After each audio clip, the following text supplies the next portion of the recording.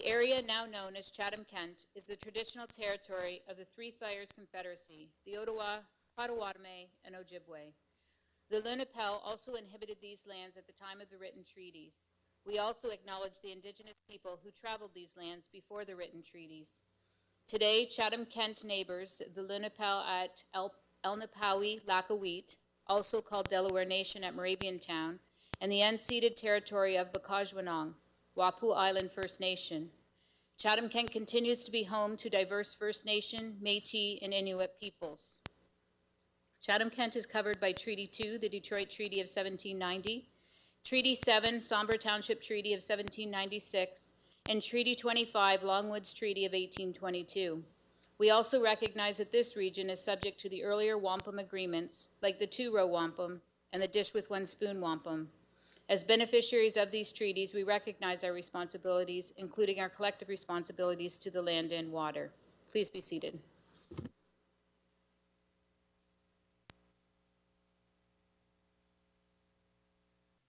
Mr. Mayor, there is not a supplementary agenda this evening. Rules of decorum at a council meeting. The municipality of Chatham-Kent supports open meetings that welcome debate of public policy issues in an atmosphere of inclusiveness, integrity, civility, fairness, and respect for differing points of view. Anyone conducting themselves in a way that disturbs, disrupts, or impedes the orderly conduct of the meeting, interrupts or makes derogatory statements or hate speech, defamatory comments about councillors, staff, speakers, or fellow members of the public may result in removal from the premises. This also applies to deputations. We ask that you do not approach members of council if they are seated in their council seats. The public, unless invited, is not permitted into the gated horseshoe area. The use of posters, signage, and literature is also prohibited. Mr. Mayor, we have everyone present today in the room, so that is good. We have no pecuniary interest, direct or indirect, for open session agenda items. And we'll now move on to recognition. We have our first recognitions, which is the Accessibility Advisory Committee Awards, and I believe that's Councillor Story. Thank you, Madam Clerk. Should I go to the podium or? Okay. Could I first have the members of the Accessibility Advisory Committee come to the floor, so when we present the awards, we can all present them together, if you're able to. And Mr. Mayor, you can join me when we present them, please. Thank you.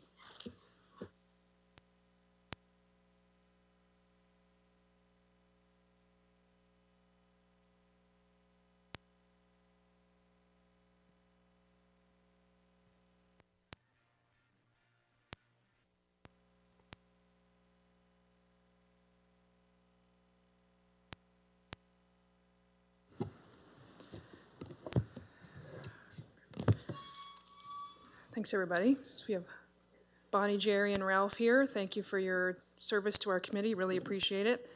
So the Chatham-Kent Accessibility Advisory Committee Awards are set up as a tribute to 3 of the original members of the Chatham-Kent Accessibility Committee to honor some of their goals for accessibility.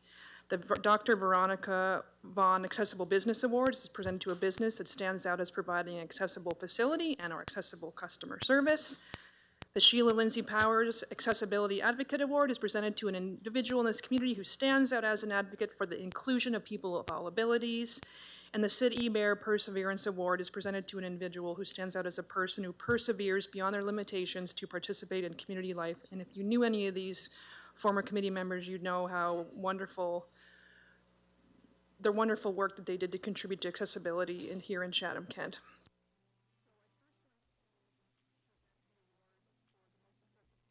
Dr. Veronica Vaughn Accessible Business Award to Peter and Tara Brown from Bolorama in Chatham. Peter and Tara Brown are originally from Ridgetown, and they owned and operated the bowling alley there. And in March of 2024, they purchased Bolorama in Chatham. And if you ever drive by Bolorama in Chatham, that parking lot is jam-packed full all the time. So it's a very popular spot. And they did some important renovations to the business, including accessible doors, a new scoring system, accessible washrooms, open space for wheelchairs. They will accommodate wheelchairs or mobility impaired with ramps to the alley. They have ball ramps for physically impaired folks and lane rails for visually impaired. Plus, the staff are accommodating to assist persons of all abilities. So could I have Peter and Tara Brown come to be recognized, please? Did they make it in? Okay, that's all right. We will present to them. Maybe we could go visit them at Bolorama. We can throw a few. I think we have our next council meeting at the bowling alley. Oh, What do okay, you think? perfect. Even better. Can we just give them a round of applause even though they're not here? Thank you, I appreciate that.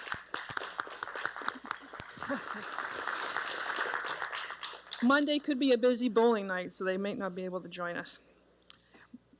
Next up, for the Sid E. Bear Perseverance Award, is being presented to Brian Hall. Brian was born in Woodstock and came to Chatham at 12 years old. He graduated from CCI and then was diagnosed with schizophrenia. And a friend named Matt suggested he volunteer for disabled bowling at Bolorama. So there's definitely a theme here tonight. And then when the coach of that team got sick, he was asked to become the coach.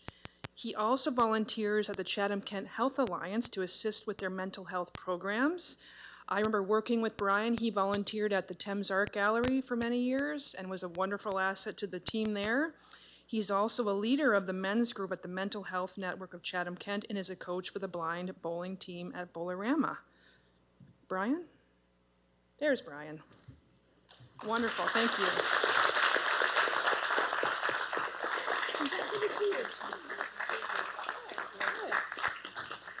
Is Eric here to take a picture?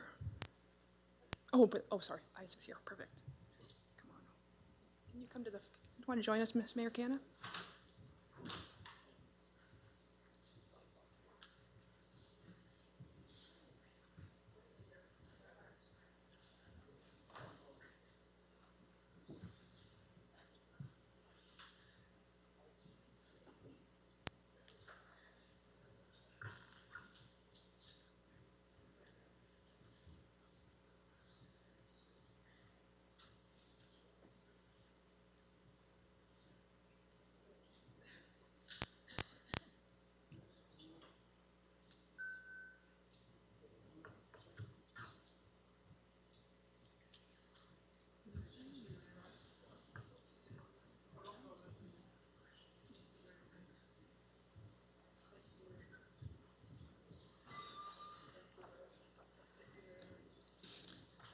Thank you, Brian, for coming tonight. No problem.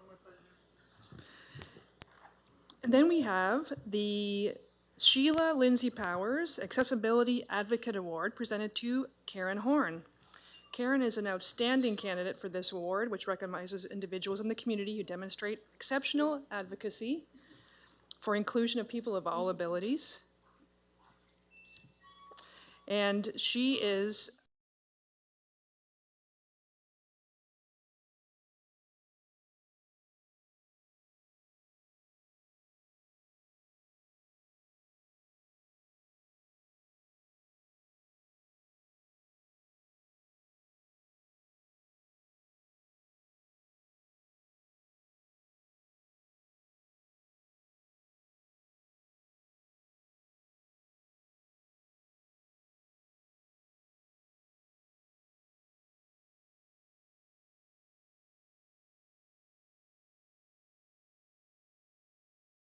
reflects this approach. In 2025, Karen delivered 48 sessions with a total participation of 799 attendees. This strong engagement has continued in 2026 with 17 programs and 430 participants just between January and April. Beyond the numbers, the program has become an important gathering space where individuals return regularly to connect, participate, and experience belonging. Karen has made a meaningful and lasting contribution towards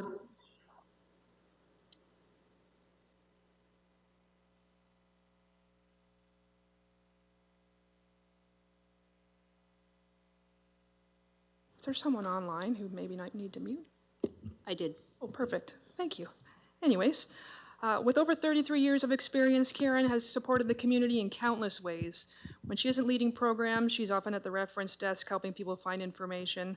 And with day-to-day support, just as important, she meets people where they are and helps remove barriers in practical and immediate ways. Karen, congratulations and thank you very much for your service to our community.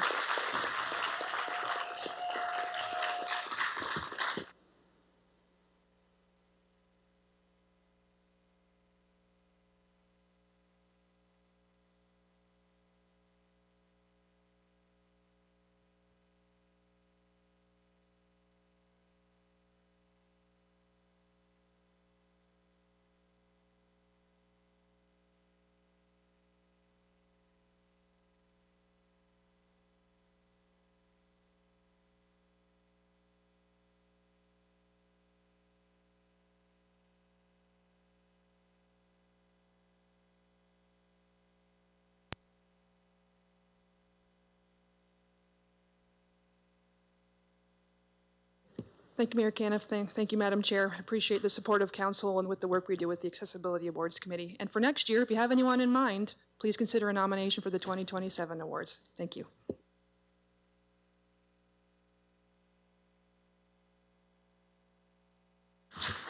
Thank you. Just to let the people know online that we do see you online. You just have to keep your microphone mute. We are getting a lot of feedback. Thank you. The second recognition this evening is a recognition of the John McGregor Secondary School Concert Band for winning gold at the Music Festival Canada Nationals. And I'll pass it over to Mr. Mayor. Well, this is an absolute amazing accomplishment. Reflects the huge potential of our youth here in CK.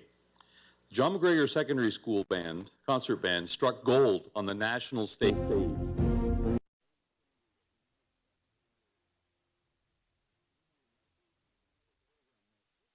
Years ago, began with students who had never played an instrument. Curtis Clark, now in his third year at John McGregor Secondary School, rebuilt the music program from the ground up.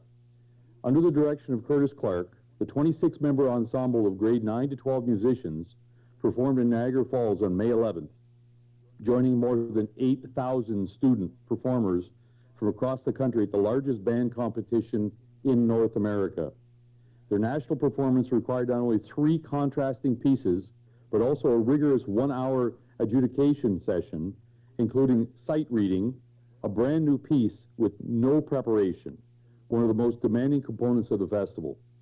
Despite the pressure, the JMSS musicians delivered a confident, expressive performance that earned them one of the highest distinctions awarded at the event. The gold standard win marks a defining moment for the JMSS music program, one that showcases the talent, resilience, and ambition of its young musicians, and sets the stage for even greater accomplishments ahead. So I'd like to have you up. Could I get the Award 6 counselors to come up as well, please?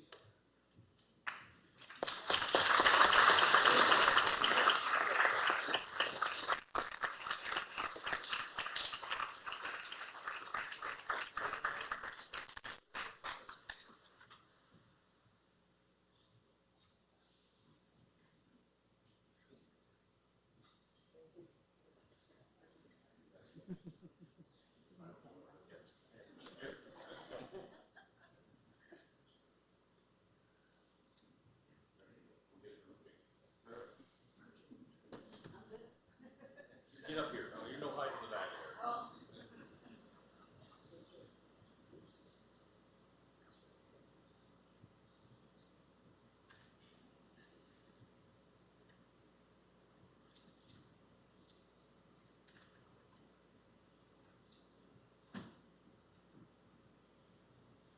Amazing accomplishment. Thank you very much.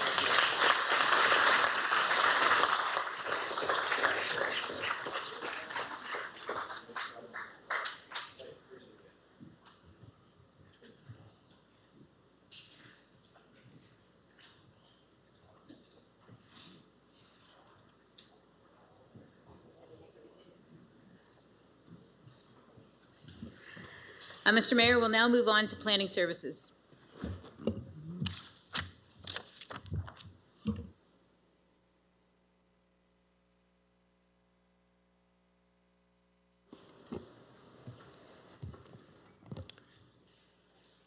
Thank you, Mayor Caniff. The process to be followed for the single application tonight will be as follows. 1, the clerk will announce the item and indicate if any submissions have been received. 2, the mayor will ask if there's anyone present besides the applicant or agent with an interest to speak to the item and to please indicate so by raising their hand. 3, if anyone is present, administration will have a short presentation. 4, interested individuals will then be asked to proceed to this podium and address council. 5, the applicant may address council from this podium. 6, council may ask questions of each presenter and the applicant. 7, administration may comment based on discussions occurred, and 8, council will decide what action it wishes to take with regards to the item. If no members of the public wish to speak to an item, there will be no presentation by administration. The council decision tonight will be posted on the municipal website. Anyone who made deputation will receive a notice of council's decision. All others must request a notice of decision in writing to the municipal clerk, and notices of decision include appeal rights and procedures. Thank you. 12A, applications for consent and zoning bylaw amendment, Helena and Johan Smith, 221 Queen Street, Community of Highgate, East Kent. Mr. Mayor, there's no conflict of interest and no deputations on this matter were received. Is there anyone present other than the applicant or the agent with an interest in this application? If so, please indicate by raising your hand. Seeing none, can I get Councillor McDonald and Councillor Wright to move this, please? Happy to move the recommendations. I'll second that, thank you. Any questions? Seeing none, we'll put it to vote.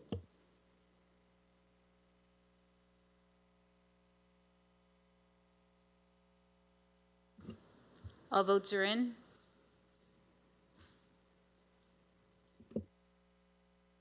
One second.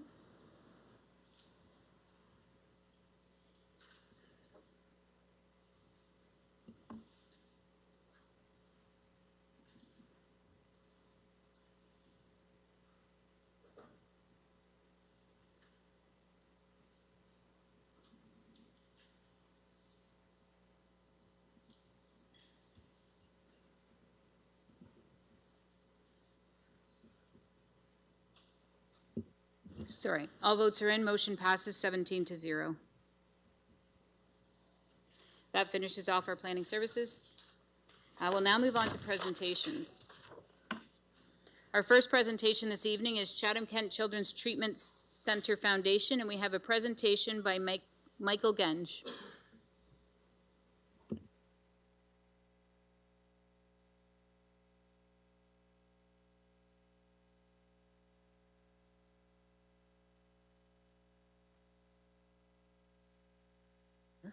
There we go, how's that? Good evening, Mr. Mayor, Council. Thank you for inviting me tonight. My name is Michael Genge. I'm the President and CEO of the Children's Treatment Center.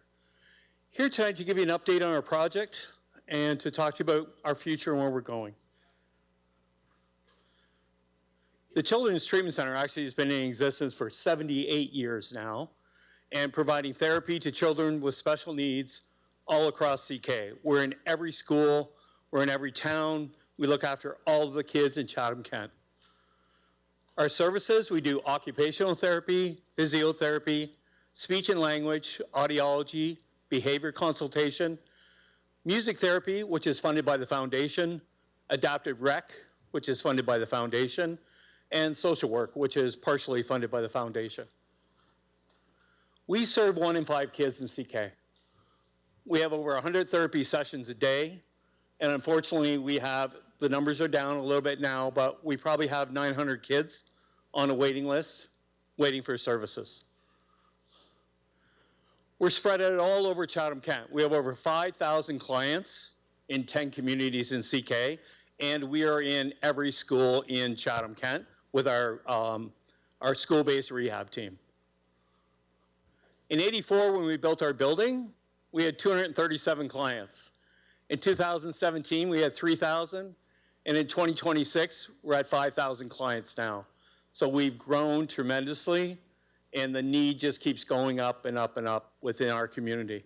We're very, very lucky. One of the things that I want to say about our Children's Treatment Center compared to other municipalities, we're the minivan of Children's Treatment Center.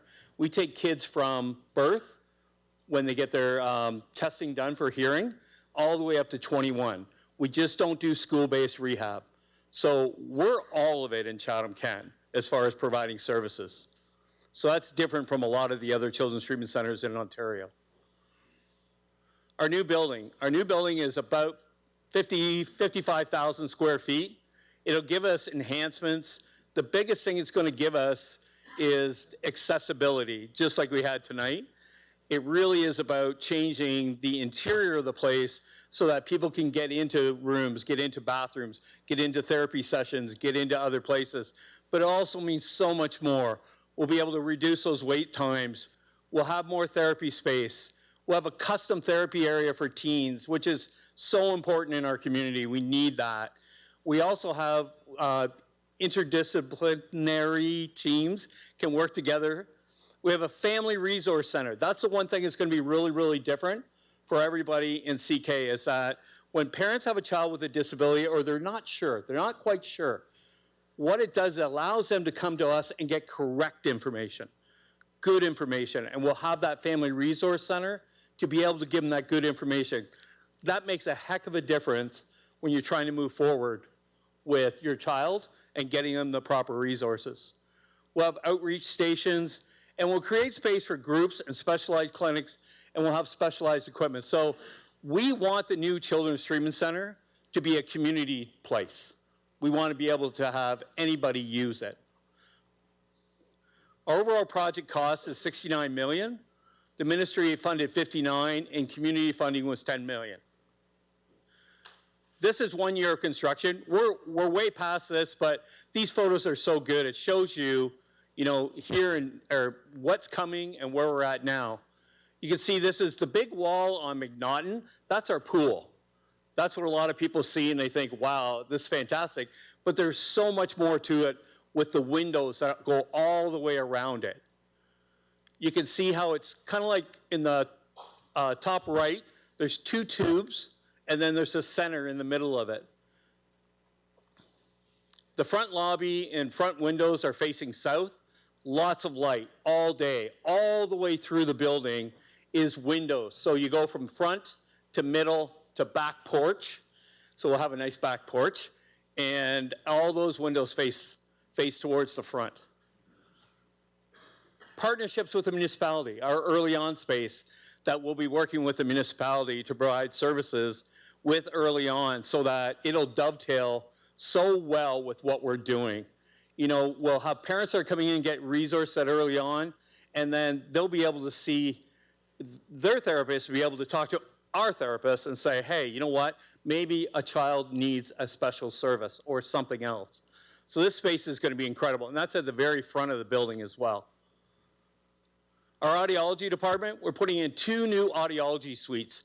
They're built, they're framed in, they've all had drywall put up, but they're absolutely going to make it amazing because our audiology program is for kids from birth, and we have a seniors program all the way up to, I think we have clients in there 100 years old. So anybody can come to the Children's Treatment Center. We have the only audiologist in Chatham-Kent. So we provide testing, and we have a nonprofit audiology department. So if you come to the Children's Treatment Center, you're treated of hearing first, a hearing aid second. So it's a great department.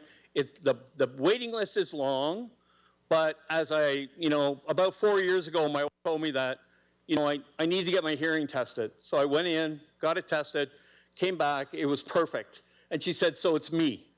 You can't hear me. So we have a great audiology department. Our new pool is absolutely going to be fantastic. This is the framework of it. At the very far back is actually a bubble pool for the kids. We use this pool for not only community living, not only for our kids, not only for the community. We have cultural groups that come in and use it, like our Muslim Association. They come in and use the pool. We'd have privacy screens, and they can come in and use it. So it's really about, and we also have a lot of seniors that come in to use it as well, because it's a 92-degree pool. So it's absolutely fantastic. This is a brickwork that's going on in the gym and the change rooms. We'll have a brand new gym. It absolutely looks fantastic, with pickleball courts, by the way, and basketball courts. So our kids can play pickleball, basketball, whatever they want to do. This is part of the lobby. This is treatment spaces. More treatment spaces. And like I said, drywall is going up. We're way past this stage.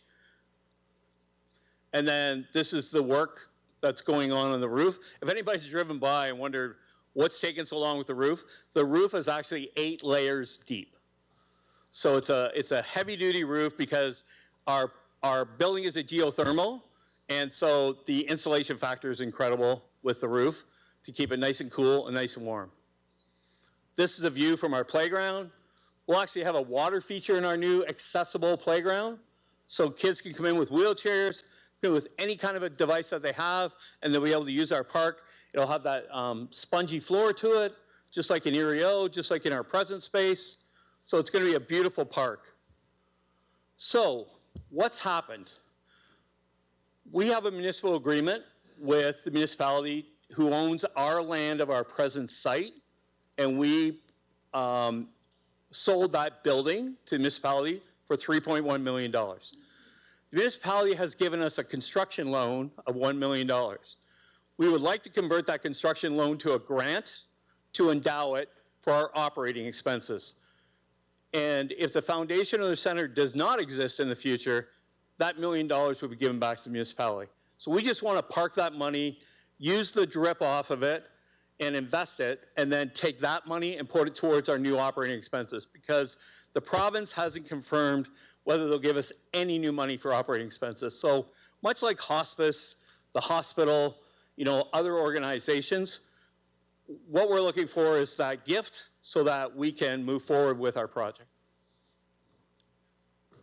Questions?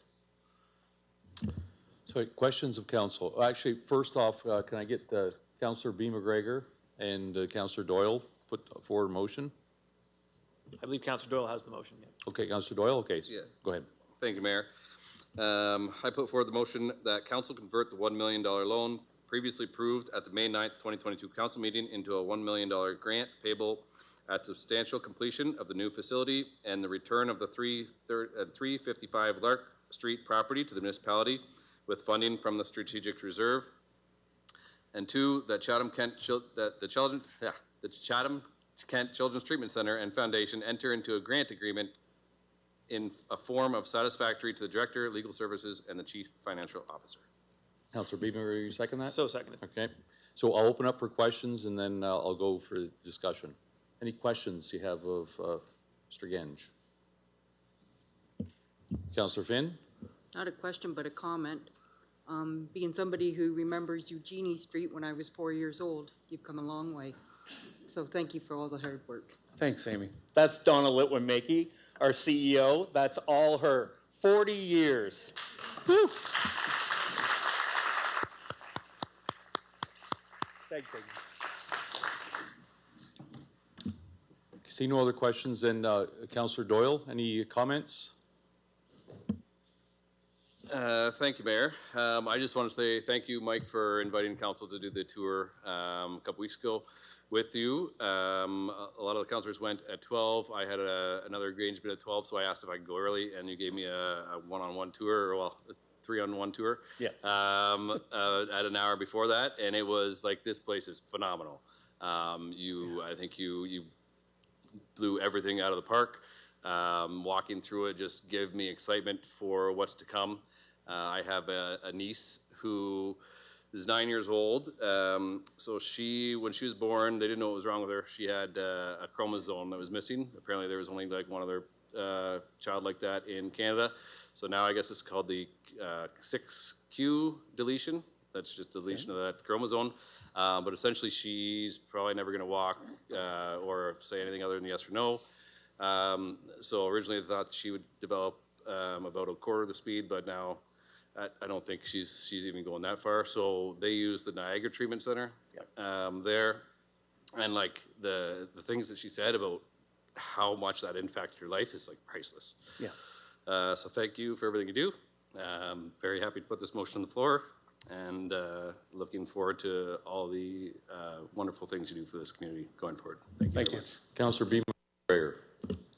Thank you. Yeah, I really appreciate you coming forward with this proposal. I know for those of us that got to tour it, the site's remarkable, and the accessibility standard, is a great example for other projects in the rest of the community. And I think that this type of proposal, this type of funding, is something we've done in the past, and it's an opportunity for the municipality to support an organization that does important work in the community and is an asset to the community. So I think that when we think about our grants to the CKHA, there are different projects, recently the Detox Center, to the Chatham-Kent Hospice. All of those have helped vulnerable people in our community, just like this project, and I think it stands as a good example for projects in the future of ways to partner and ways for the municipality to step in to offer funding in a way to make these organizations and these projects sustainable. So thank you. Thank you.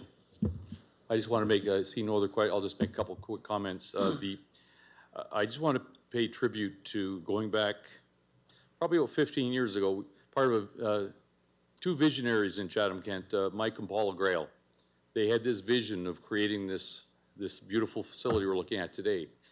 They worked their butts off. I was part of the foundation for a number of years at the beginning, and seeing today it coming to culminating and the huge impact it's going to have on our community. It's amazing to see how our communities come together, because there's a number of people over there that have worked hard, and there's hundreds of people that have touched base, thousands of people have given money towards this. So I see this as part of the renaissance happening in CK. I mean, it's a brand new facility. It'll be top facility in Canada, or one of the top ones. So very proud to support this, and looking forward to getting there and when the doors open. Thank you. Thanks.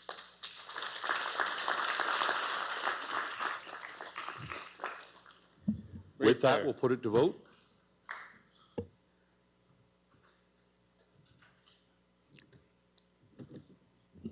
All votes are in. Motion passes 18-0. As I always say, at the end of the day, for the kids. Thank you, guys.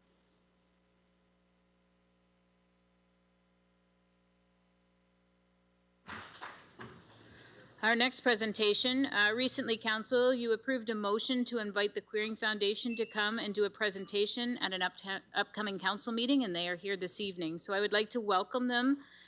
We have a presentation by Spencer Dawson, and also present is Robert Sandwith and Peter Quiring. Welcome.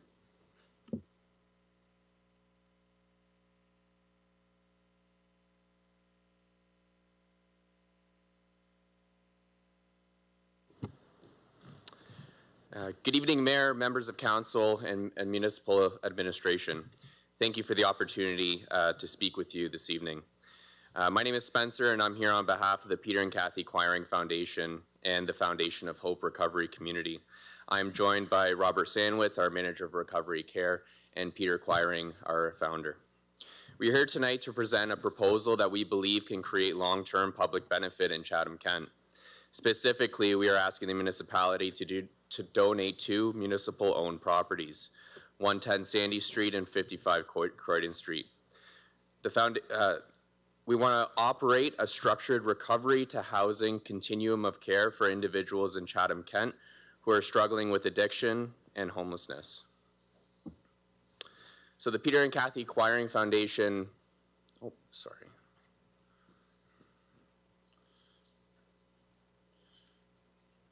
There we are. The Peter and Kathy Quiring Foundation is a Canadian registered charity who we are focused on recovery, homelessness, and housing stability. The leadership team brings direct experience in operating structured recovery and supportive housing, as well as transitional housing environments across Windsor-Essex. Our organization was created because there's a real need for this kind of work. Addiction does not only affect the individual, it affects parents, spouses, children, workplaces, neighborhoods, and entire communities. Our families and the families of our founders know firsthand what addiction can do. We also know that recovery is possible when we are met with compassion, structure, accountability, and long-term support. For Robert and I, this work is also personal. We are both in recovery ourselves. All 3 of us are in recovery ourselves, so we understand the pain of addiction. But we also understand the responsibility, discipline, structure, and support required to rebuild a life. And tonight we are grateful to have some of our residents and staff here with us, and because their presence matters, because they represent the heart of the work that we do. So our work is grounded in lived experience and a deep understanding of the complex challenges associated with trauma, addiction, and instability. Our mission is to develop and operate a structured continuum of care that helps individuals move from crisis to recovery and from recovery to long-term reintegration.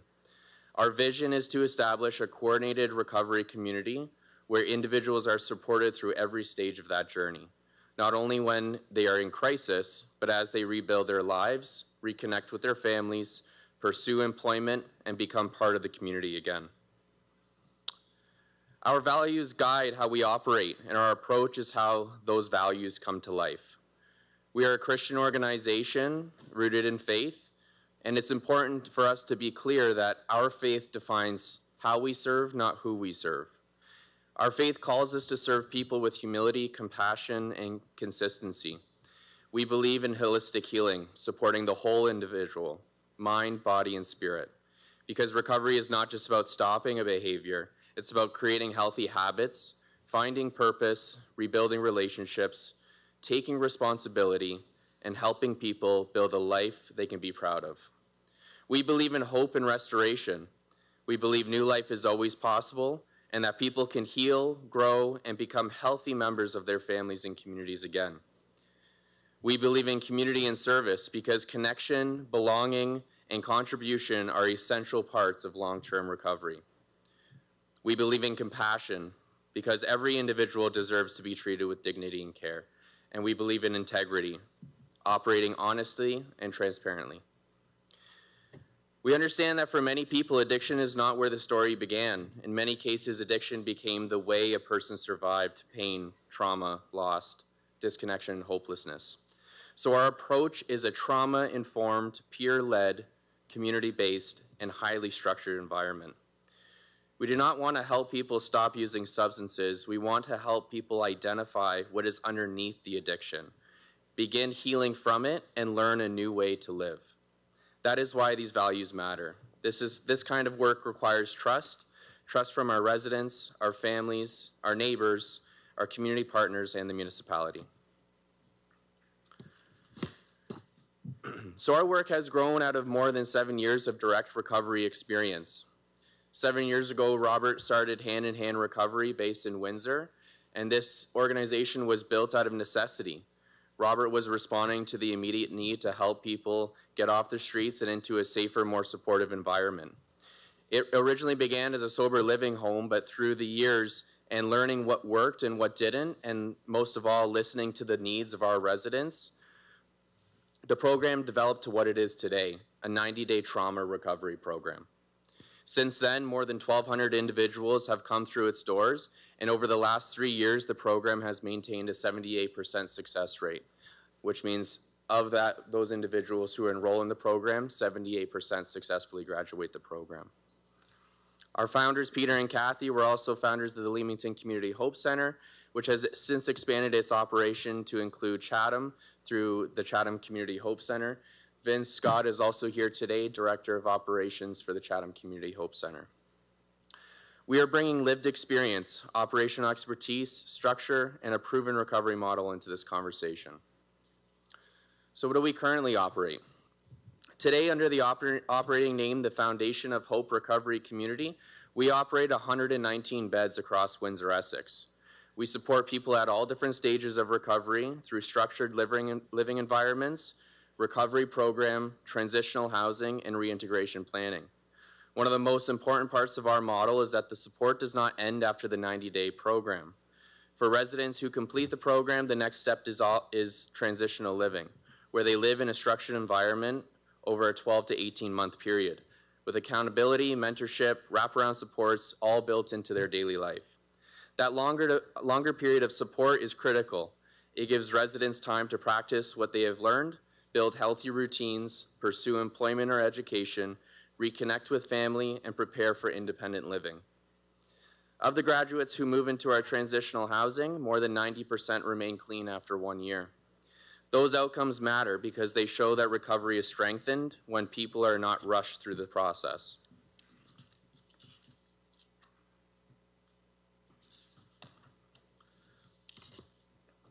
So our vision for Chatham-Kent, 1 system, 3 connected sites. What we are proposing for Chatham-Kent is 1 coordinated recovery model operating across 3 connected sites. The goal is to connect outreach, recovery programming, our transitional housing, and reintegration support into 1 coordinated pathway. The first site is 52 Croydon Street, which we currently own. This would serve as our main operating hub, and this is a shared space with the Chatham Community Hope Center.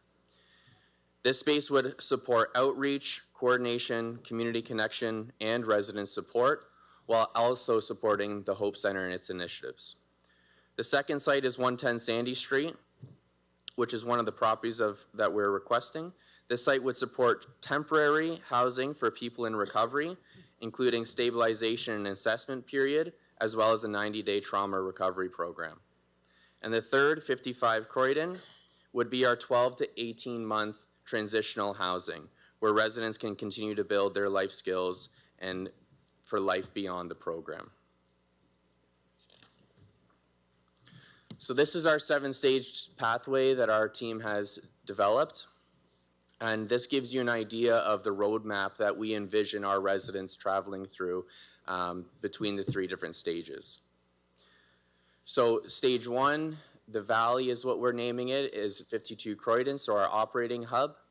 Once we identify the person in need, many of our outreach initiatives are happening already, and we are looking to partner with local organizations in order to continue that outreach initiative. However, one of our biggest opportunities is at the Hope Center. The Hope Center opened its doors on Monday night, and we have almost served 600 meals since Monday. Stage 2 is the stabilization and assessment. So this is where we will have an up to 30-day assessment period for people to stabilize. And it's also will be a step down, phase 2 from withdrawal management. And we also run a 90-day recovery program through here. Stage 3, our structured recovery and personal development. So that's our 90-day trauma recovery program. Stage 4, our transitional living. And while all the other stages previously are a physical change in location, stage 5 is a change in programming as opposed to a change in physical space. So we start preparing the residents for job readiness skills, connecting them to employment opportunities, work with them to build an education plan, and they'll work closely with case managers or other community partners. Stage 6, as everyone's dream these days, is affordable housing. And while we don't currently own or operate any affordable housing units, we intend to work closely with local service providers to house our folks after their recovery. And stage 7 is the lifelong mentorship and community impact, which we call the return. In AA, we say in order to keep our recovery, we must give it away. And a lot of our folks return back into the community in order to volunteer in mentorship roles and help those individuals find the path forward. So just to give you a little bit more breakdown and detail about each stage. So the Valley, so relationship is so important in the recovery world, and I'll let Robert or Pete hop in any time, but we begin with relationship and meeting individuals in shelters, encampments, on the streets, or in moments of crisis to build trust before asking them to take that next step. Our outreach effort is consistent and peer informed, so trained staff and peer support workers with lived experience provide repeated in-person engagement that helps build trust and connection. We connect with people into the pathway of care. So through partnership with the shelters, healthcare providers, law enforcement, and withdrawal management, outreach becomes a bridge from crisis to recovery support. So the refuge. One of the most important parts of the refuge is the low barrier and immediate access to care. So as soon as we identify someone that says that they're wanting recovery, we're able to provide them immediate access to a safe bed where they're able to stabilize, and we can start introducing what this pathway will look like. So individuals are offered a safe, supportive environment where they can rest, access basic health care, and begin early support. This stage reduces external pressures, helps individuals regain clarity, and allows staff to assess needs, readiness, willingness, and the appropriate pathway forward. Staff and peer support workers help to establish their daily routine, build relationships, prepare individuals for the next step in long-term recovery. So individuals may stay up to 30 days, and a navigator will determine appropriate next step. Now, the reason we say an up to 30-day stay, because what we have found is most individuals in our care need approximately 5 to 7 days in order to fully detox and be prepared for the path ahead. Now, we understand to help with some bottlenecks at the 90-day recovery program, or if we're working with another local recovery program, we understand that sometimes there may not be a bed available, and so we allow for that individual to stay for us for 30 days until a bed becomes available for them. So the 90-day residential trauma awareness program, a trauma-informed residential program focused on healing, personal growth, and addressing the underlying causes. For most of us in recovery, our addiction was our solution. It wasn't our problem. So it's important for us to get to the underlying root cause and help individuals like ourselves to identify what has caused them to continue to stay in the cycles of relapse. A peer-led, community-based, and faith-centered model that includes life skills, guided reflections, volunteer work, structured routine, and responsibility. A big part of this program is all about giving back to the local community.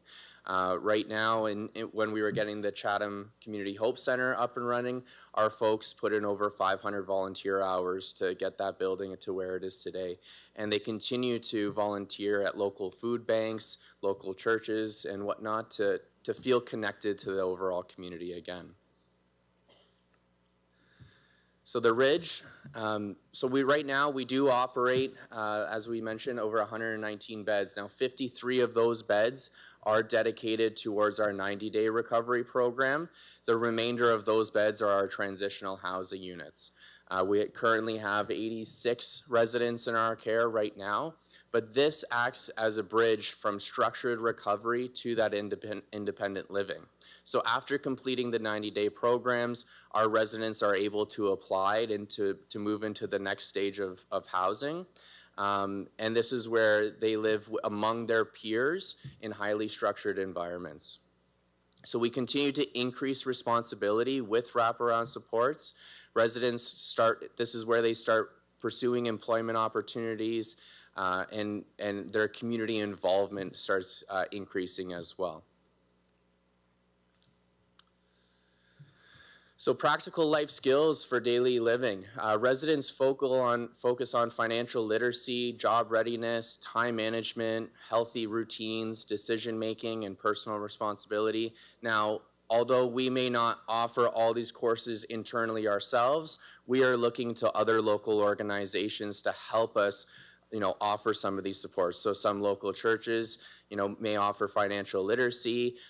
Some other organizations, such as the Unemployment Help Center, helps our folks with job readiness skills or preparing for an upcoming interview and whatnot. And so we try to make those relationships and bridge that gap for our folks. So our targeted programming, like I said, is through our community partnerships, local organizations, workshops, professional volunteers. We have many people in the local community in professional services who are looking to help out and help mentor our residents as well. And as I mentioned, the affordable housing. So we are looking to make partnerships, and our goal is to build affordable housing down the way, but that is not our focus or our priority right now. Our priority is to help people in need and get them the recovery that they need when they need it.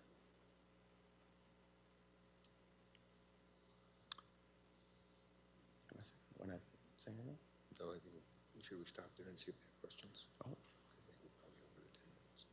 Do I still have time, or are we? Yes, you can. Okay. Okay.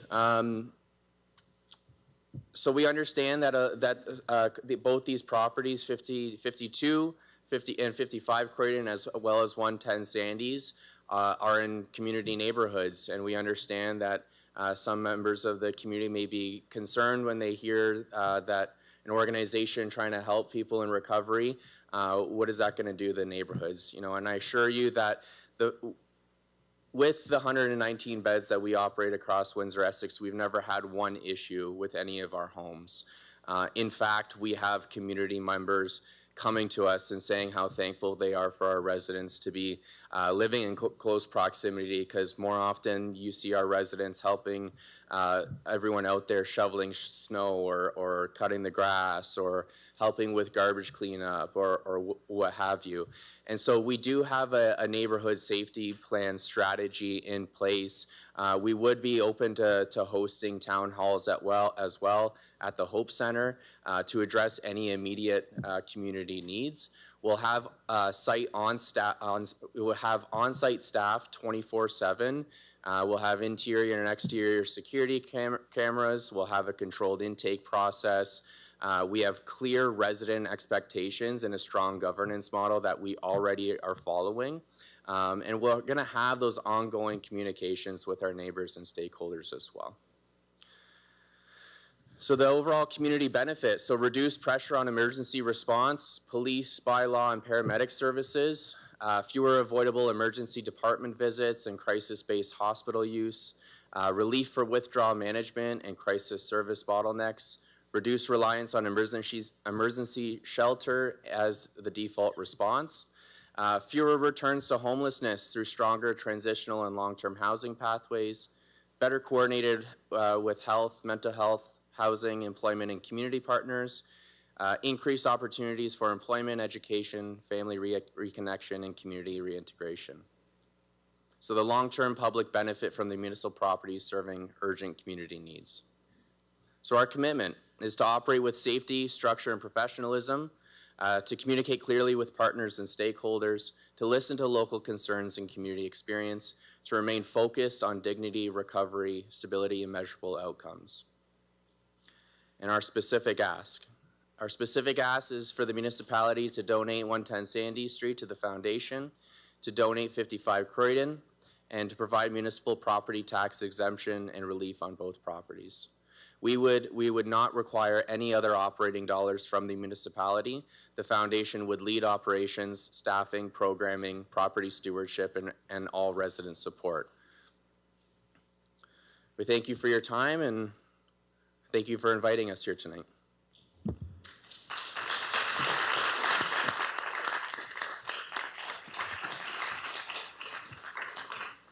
So before I put it out for questions, Councillor Doyle and Councillor Anderson would like to put a motion forward regarding your request. Yes, and thank you very much for coming. That was an amazing presentation. Loved every second of it.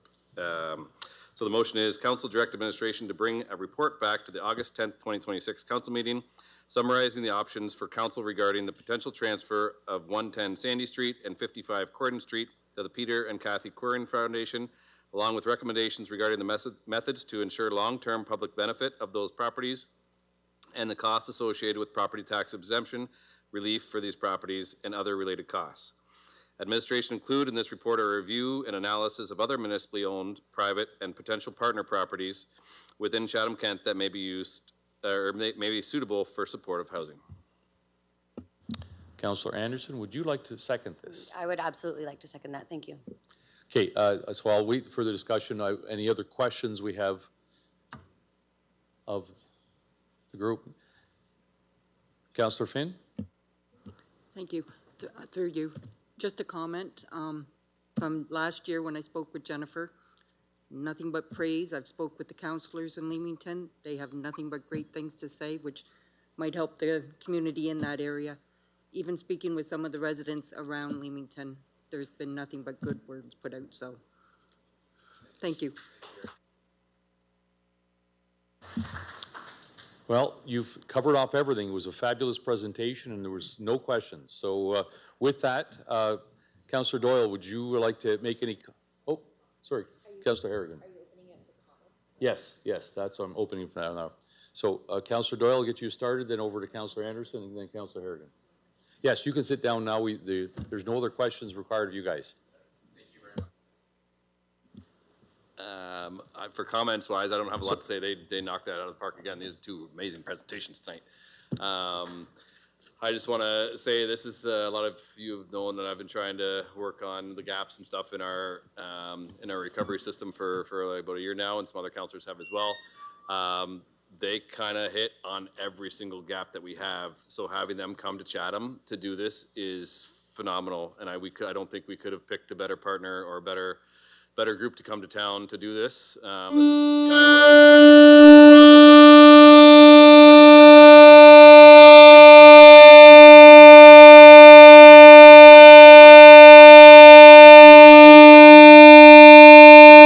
of what they've been doing this for 7 years.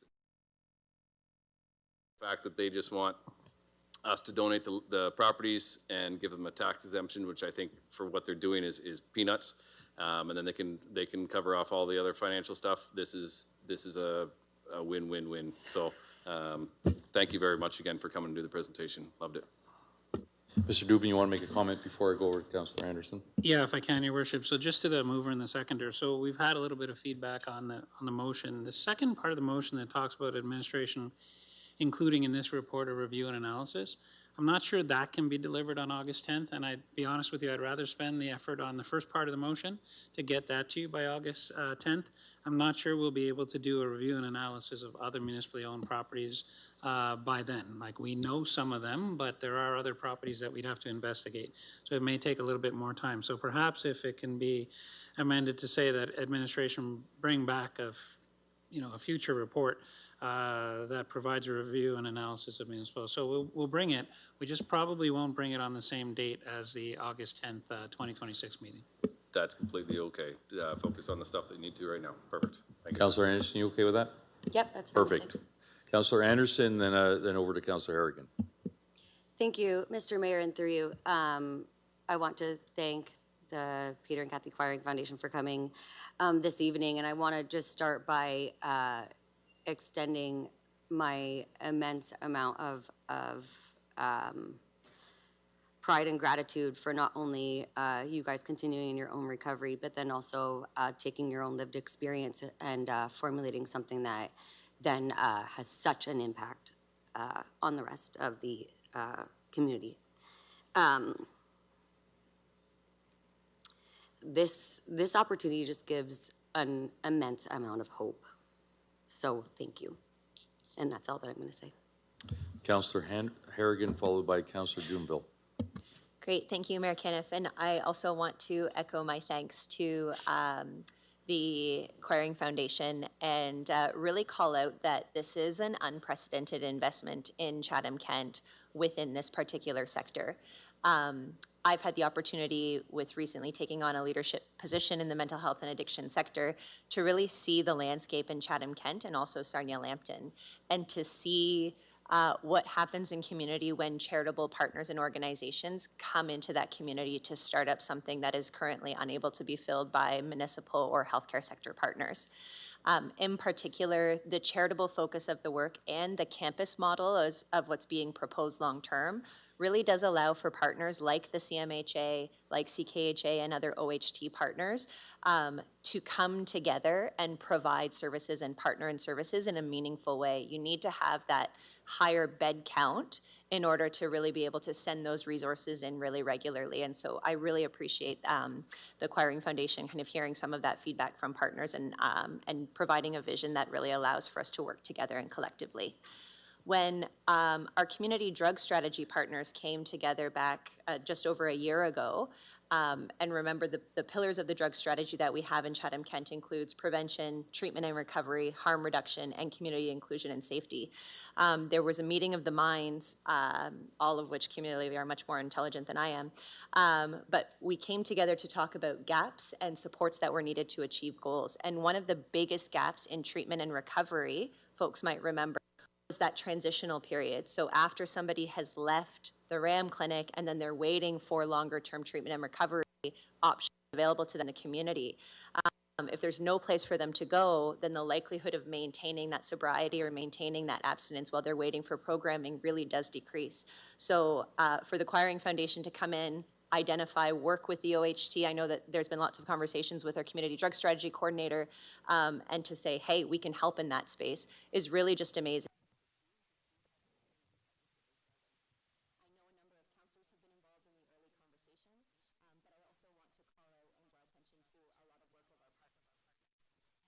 Quiring Foundation for taking the initiative to work and to connect with partners in the community. I know in the last month I've been able, in my CMHA capacity, to have 2 meetings with the Quiring Foundation to talk about what those opportunities are in the future. So really appreciate not just the Quiring Foundation for coming to CK, but really coming and taking on that ethos of what our community is, and it's very much grounded in partnerships. So very excited for what comes next year. Thank you.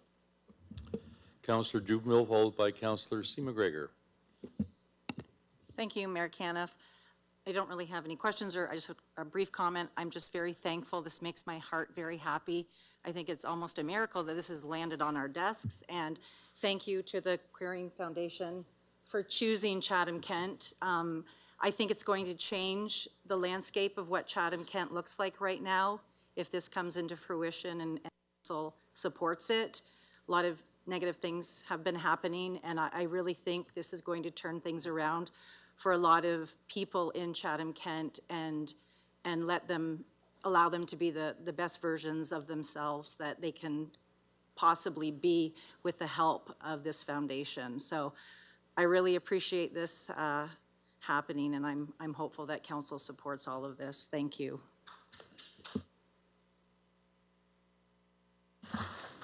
Councillor C. McGregor. Just a question about the motion, and I know the ask was about the transfer, the potential 2 locations and the tax exemption relief. I'm curious about what you're looking for in other related costs. Is that just open-ended for administration to determine possible other costs, or I'm just curious about the other related costs within the motion? I would think that is just general in case they come up with other stuff while they're talking. I think the main things are the 3 things they asked for, but I'm not going to stop them from having other conversations. And then anything that they discuss would be brought back to the report. So it's to be determined by administration, is that correct? Well, yeah, I mean, when we do the report, we'll determine whether there are any other costs. I mean, the presenter said that they do not intend to ask for any operational costs, so that I suspect has been addressed. We don't know yet whether there'll be any specific cost related to a construction on Croydon. While that wouldn't be operational, there may be an ask from us for maybe a loan or something. So those are the types of things that I think are contemplated under other related costs until we sit down with them and work out the details in terms of what they're looking for. I mean, they shared a lot today, which is great, but there will be certain things, and I won't go into details, but you know, we haven't actually taken possession of Sandy Street yet. We will, but we don't have possession yet. So there are things like land transfer tax. There's a number of issues we need to talk to about them. So we'll sort through that. So that's probably what I think is meant by other related costs. So. Thank you, and very much support the motion. I just was curious as what was going to be entitled in other related costs. So thank you. Councillor, and seeing other questions. Sorry, Councillor B. McGregor. Thank you. Certainly appreciate the presentation and had a great conversation with Peter and Vince last week. And I think one of the messages that I took from that conversation was related to the trauma-informed approach and how important that is in the patient population they serve. And I think it's a message that also reinforces our responsibility as council to look at how we invest in assets in our community that that address those things before they happen as well. So our need to address other forms of affordable housing, transitional housing, supportive housing, other types of program in the community. So I think that we should take that message from them as well. I did have a question regarding, would there need to be a change in any zoning for those properties? Would we see that come back in the report? There might be a difference between if they're municipally owned and leased versus transferred. So I'm just wondering what those next steps might look like. I'll go to Mr. McAllister. I'm pretty certain that for 110 Sandy Street, it's institutional, and this use is institutional. I know some may call it supportive housing, but it really is a rehab center. So I would suggest that falls squarely under the definition of institutional, but we don't know exactly what Croydon Street would be used for yet under this proposal. So we'll address that in the report, but I don't know if Mr. McAllister wants to add anything. Yeah, I would concur with what Michael has said there, that, yeah, 110 is currently institutional. This would fall within the institutional uses. And I think we need to understand Croydon a little better, and we can report on that. So, Great, and I think that's helpful too. Thinking about neighbors in the area, I know whenever we talk about transitional, supportive, or affordable housing, we're really cognizant of the need to engage with the neighborhood as well. So I appreciate this is coming back as a report. So individuals will have that opportunity over the next couple of months to learn more about this, to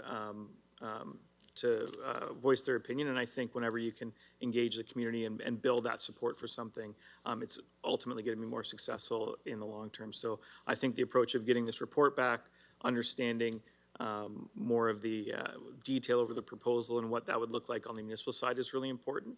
And I think it's important, I know it won't come back, as we said, that the initial second part about the other supportive housing properties, but I do think we need to understand in context of our housing strategy, which we just adopted, how we're going to reinvest the dollars we were going to invest in Sandy Street into other properties, because we do know while this certainly takes care of a very large and identified gap, there's still a number of other gaps that we need to make sure we're moving forward with. We can't, push this forward and say we've solved the problem. We got to keep looking at the next opportunities to increase housing in the community, increase supports in the community, to make sure that we're addressing all those facets of housing and vulnerability in Chatham-Kent. Mr. Chair, I don't know if there's a question there, but I'm going to use the opportunity to just make a comment that I think the second part of the motion is really important, because if council does go ahead with Sandy Street, that was our plan for supportive housing. So we now are behind in terms of our efforts to address supportive housing. And I don't want to leave the impression we're not in support. Of course we are, but it just means a lot more work's going to have to be done on the supportive housing front. The Quirings have been very clear that their proposal isn't for what I would call traditional supportive housing. We have many people in this community who need supportive housing because of mental health challenges. The Quirings don't not, and I think they didn't say that, but I think they would agree with me, that is not their focus. Their focus is not mental health. So while I agree with a lot of the comments around the room, that is something we still need to address. So it's a big gap, and it's one that we'll now be further behind on, but we'll have to work together to try to resolve that next. Councillor Scacchi. Thank you, through you, Mayor Caniff. First and foremost, thank you to the foundation for looking to invest in our community and partner in our community. Can't say thank you enough. Councillor Anderson did a good job recognizing that. I just also wanted to take a brief opportunity as well to just recognize our staff and for the recommendations to increase our inventory with these properties. When these properties were being discussed, there was some opposition that these are parcels that we shouldn't secure. And I think that staff advocating for us to secure these properties is a significant benefit to a great foundation like yourself coming in, because there was a lot of negativity towards securing these parcels, and just very thankful that we have them now for such a great organization to come in to look at our community. So thank you to the staff, thank you to the direction of council who supported that, and thank you to the foundation. Okay, I'll go to Councillor Anderson and then Councillor Doyle. Thank you. And through you, again, I just want to reiterate, the benefits of trauma resolution and then lifelong recovery, and that is something that you're offering to CK and our surrounding areas. So again, thank you, and I look forward to the future and seeing this all come to fruition and the great things that we can do for those in need within our community. So thanks again. Councillor Doyle, final words. Thank you, Mayor. And again, I just want to thank the Quiring Foundation for coming here, doing the presentation and picking Chatham. I feel like we just got an early Christmas present as a community. This is going to be amazing. So let's get it done and start helping some people out. So thank you again for coming here and showing us what you have to offer. With that, we'll put it to vote. Thank you.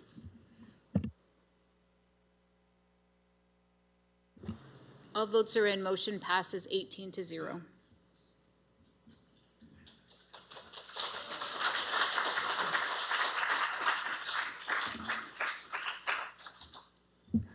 Mr. Mayor, Sorry, just before we move on, I just want to congratulate council.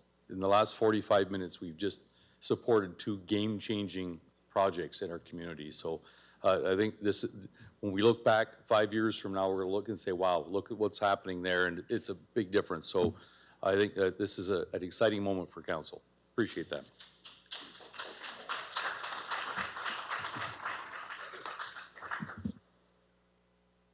Mr. Mayor, we'll now move on to deputations. We have 3 deputations this evening. The first one is on the Zoom call. We have item 18B, the business licensing bylaw review. We have Mr. Brad Gold on the call. I will remind all 3 deputations that Mr. Gold, you're getting a lot of feedback. I see that you're logged on twice. I'm wondering if maybe you log off once, the feedback won't happen. And I'll remind all deputations that you have a maximum of 5 minutes and the timer is on the screen. Mr. Gold, you're welcome to begin if the feedback's gone.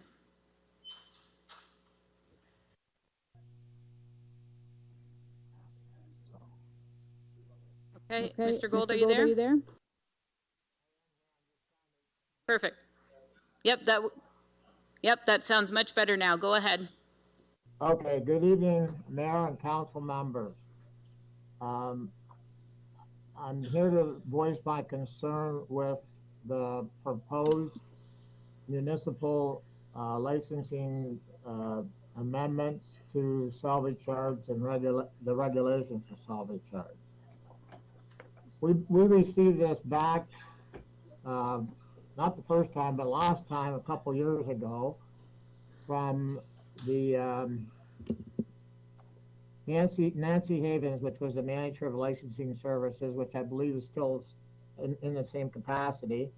And we were asked or requested to reply to some of the things that they were proposing. We sent forth submission to Chatham-Kent municipality, and back a couple years, this would have been back in July 29th of 2024. We never received any reply or any acknowledgement to the submissions we made or that we had sent in. And then this has come up again this year. And there's so much stuff in here that it's just overwhelming what they're trying to propose here and introduce or implement on these bylaws. And it's impossible for me to cover all this in a 5-minute structure, but I kind of timelined some of the key areas or bullet points. So I'll move forward with this. The proposed amendments unfairly increase the responsibilities of the business owners as an increased obligation to keep and maintain a register of transactions, acquiring criminal record and judicial matter checks for licensees and their employees, and daily updates to the chief of police will impose undue burdens on local recycling business owners and will result in an increased expense in time and finances. Secondly, the amended list of prohibited items includes materials and items which comprise part of our daily business for which we already have safeguards against stolen articles. The proposed amendments will unfairly burden recycling business by mandating additional cumbersome practices which take away from daily operations and negatively impact normal revenue streams. Thirdly, additional security measures such as the presentation of multiple forms of identification, more specifically, the mandate for traceable currency for any and all transactions of restricted salvage metal, which includes copper materials and constitutes a massive portion of gold's regular operations, will desensitize members of the public who rely on smaller payouts from salvage charge or are unable to process payments made in a form of traceable currency from bringing their recyclable materials to Chatham-Kent salvage yards. This in turn will lead to 2 results. Salvage materials remain present in the Chatham-Kent community, affecting the beauty and cleanliness of our environment, or those with salvage materials will take their business outside of Chatham-Kent and deprive the community business owners of the value of those transactions and local tax revenue dollars. The administrative costs associated with collecting information and issuing checks for small amounts will also disrupt local business owners' revenue streams and impede such business operations. And the proposed amendments force local business owners who operate metal salvage yards to take on the role of policing who and what enters recycling yards. In effect, salvage yards and their operators become extensions of the police at an expense that is entirely placed upon the salvage yard operators. They will unfairly impact local business who deal in scrap materials or salvage, discriminate against those who rely on them for their own livelihood.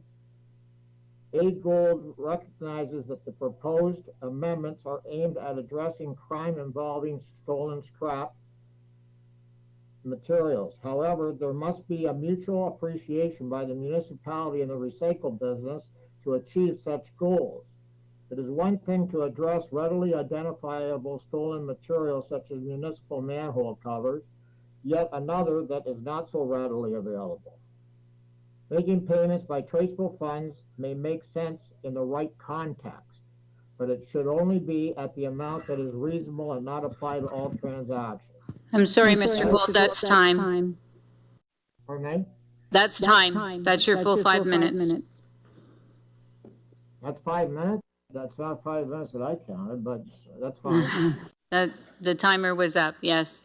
Thank you for that. And your email was forwarded to council at noon today, so they did get a copy of your deputation. Thank you. We'll now move on to the next deputation this evening. It is with regards to item 19C, the traffic and parking bylaws update. And I'd like to call upon Ron Kornstein.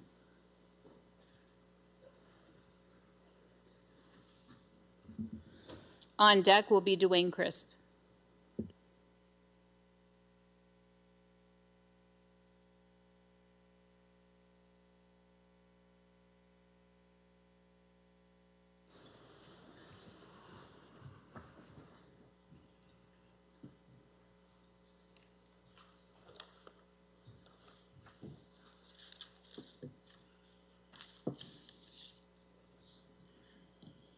Good evening, Mayor Caniff, councilors of the Chatham-Kent City Council, the other members that represent the municipal support team, and gallery guests. My name is Ron Korstein, and I'm here to talk to you about a parking issue that we have on Gateway Walk. I'm going to talk to you a little bit about the geography, a little bit about the demographics, some data I'm going to share with you, and I'm going to talk to you a little bit about how each week we can work together to make this a better situation. Gateway Walk is located on the north side of Chatham. It runs parallel to Kyle Drive North. We're right behind the state-of-the-art Meadow Park Nursing Home. We kind of have a street that looks like an inverted L. If you get onto the street and go into it, you're going to come in and you're going to go down to a cul-de-sac, come back, and exit exactly the same way you came in. And our concern is that when you have cars parked there, things change a little bit about how you're able to navigate down that street. So from a geography standpoint, that's what we look like. Demographically, there are 25 people that reside on Gateway Walk, 14 ladies, 11 men. From a data perspective, there are 8 buildings, 16 residences. They were built in 2007. Some of the residences are still occupied by the original owners. Some are more recent, like myself, that I came in 2023. But the street itself is it's very stable. But I want you to keep in mind 3 things. If you were to visit people on Gateway Walk, and while you're in your visit, you were going to go out and have a walk, or if the visit concludes and you're back out of the driveway, or if you're on the street now and you're driving a car and you have an oncoming car coming at you and cars parked on the one side, I want you to be aware of what you might be experiencing there. So I need you to use your imagination when you think about that. But I want to assure you that each of us have been in that situation, and many times when we were faced with it, there would be as many as 25 cars parked there, and it's oftentimes in a park and run situation. I'm going to put this car here, I'm leaving it, I'll be back whenever. So that is a real fact of life that happens on that street as it stands right now. I'd like you to consider that the people on that street have an age gap between 70 and 85. The median age is 77. Sometimes as you get into that age category, some things change in your system, like your balance isn't quite as good, your hearing's not quite as good, neither is your vision. And if you go out and you're confronted with either people parking there or leaving the parking spot, it's a challenging situation. However, we do need to make some adjustments for sure, and we as residents there have to do things. We have to be able to have our municipal employees come down that street in safety. We have to have first responders be able to get to their destinations unencumbered. And we who live there have got to be out and go on that street and be able to walk in comfort without worrying about being hit by a car. What we can do to make that change is if we support Marissa Mayorka's Amiot's recommendation that there be no parking on either side of Gateway Walk. That will remedy the situation. And if you choose to do that, if you choose to support her recommendation, then you will for sure reduce or you will increase our safety in the area. You will reduce the amount of stress that we have. You will reduce any current issues any issues that might occur in the future. And you will also make things better for all of us that are living in that community. So I leave you with that. I thank you for letting me have the time to speak with you. I thank you for my colleagues that are here tonight from Gateway Walk. I thank you for Tony and Bonnie Cernick, who spearheaded the leadership with this, Pauline Ralston, who did a great job on communications, and I also support your Director of Engineering, who made a target-on recommendation to you. And if you support that recommendation, you will for sure make Gateway Walk a safer place in which we can live. Thank you so much. Appreciate the opportunity.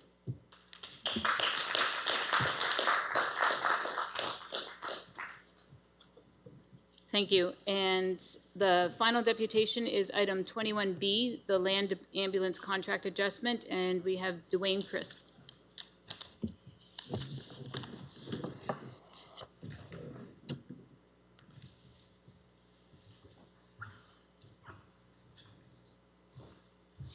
Wow, getting up in front of everybody is a little terrifying, but I'll be fine.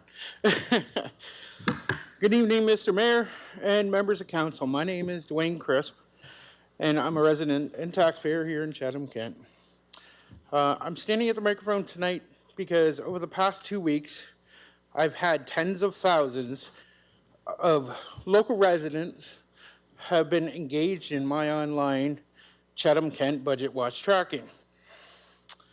The community is paying very close attention to our municipal spending more than ever before, and they're deeply concerned about our long-term financial trajectory.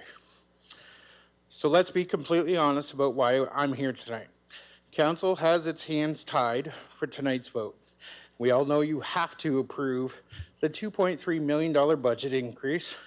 If we say no, Medivia walks away on January 1st, 2027, and you can't build a replacement ambulance service from scratch in 6 months. But this isn't about stopping the emergency services today.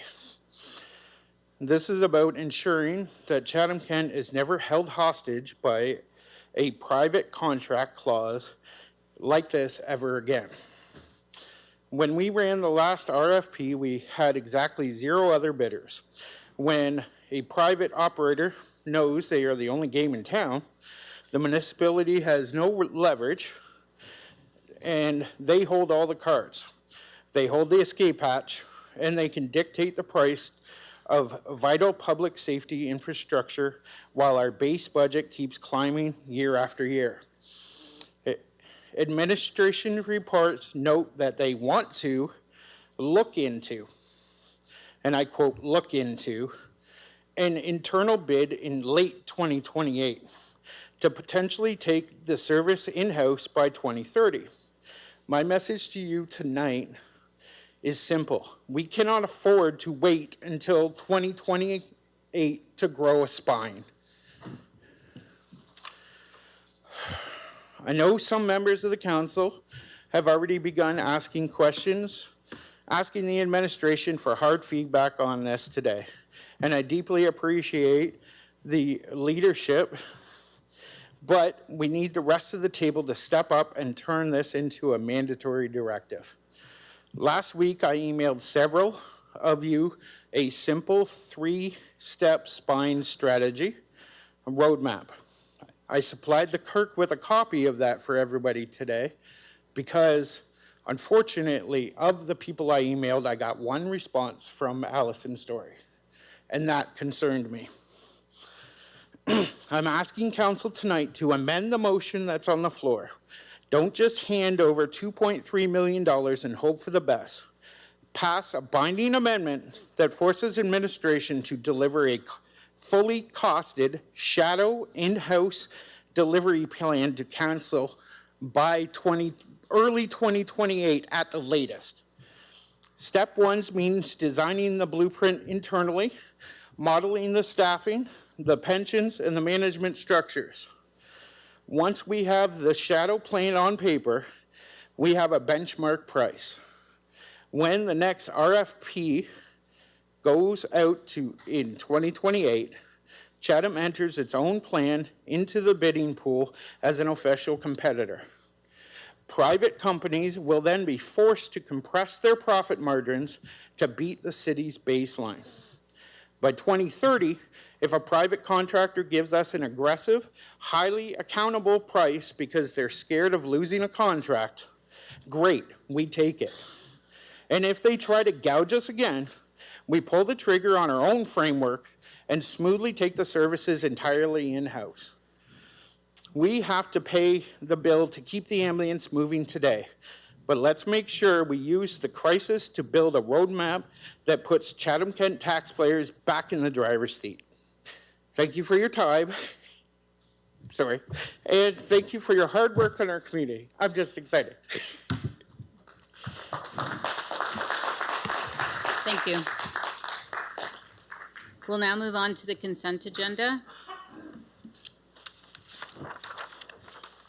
The following reports have been pulled to be discussed and voted on separately, and those items are 17B, the RFP award contract R26-160, professional services roster interim intake, pulled by Councillor Story.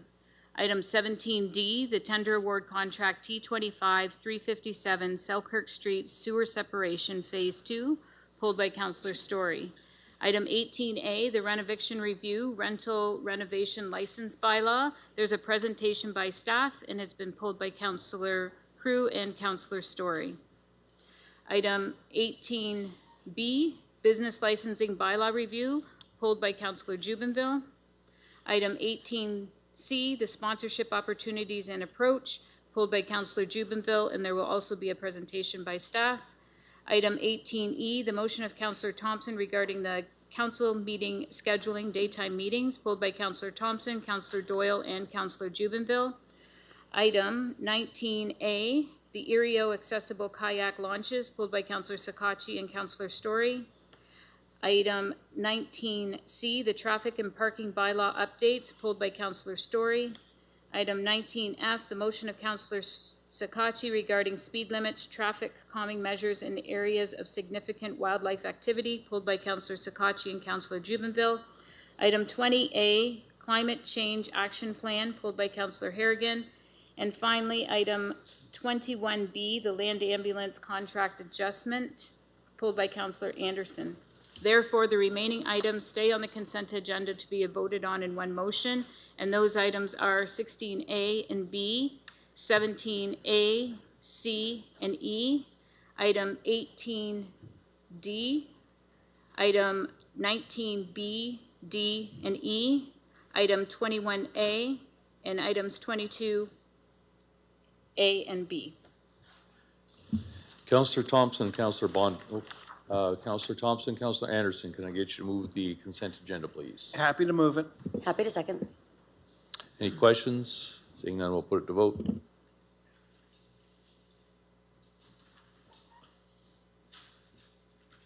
All votes are in. Motion passes 17-0.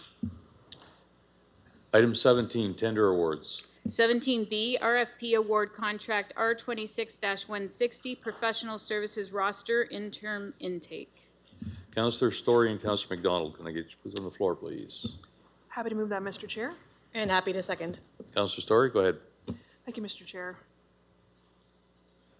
I just had a couple of questions. I appreciate the update on this roster and the new information that we were discussing within to this. Could you clarify which of these companies that are in the appendix are local? Thank you.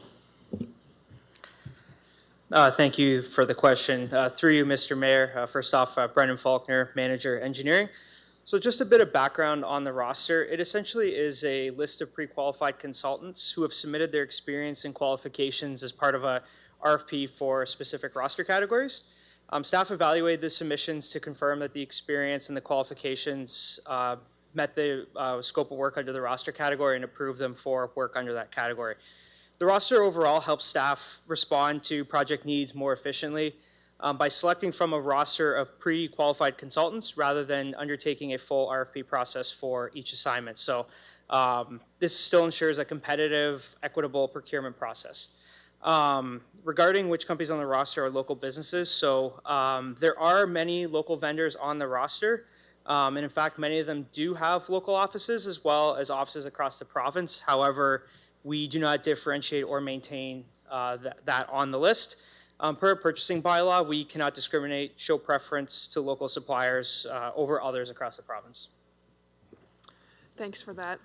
I wanted to follow up on that, mainly because I did receive some communication from the community about the awareness or opportunities for, and they were local businesses, so I'm just make the reference to local business in this context about how to ensure that they know about the roster and that they can apply to join it.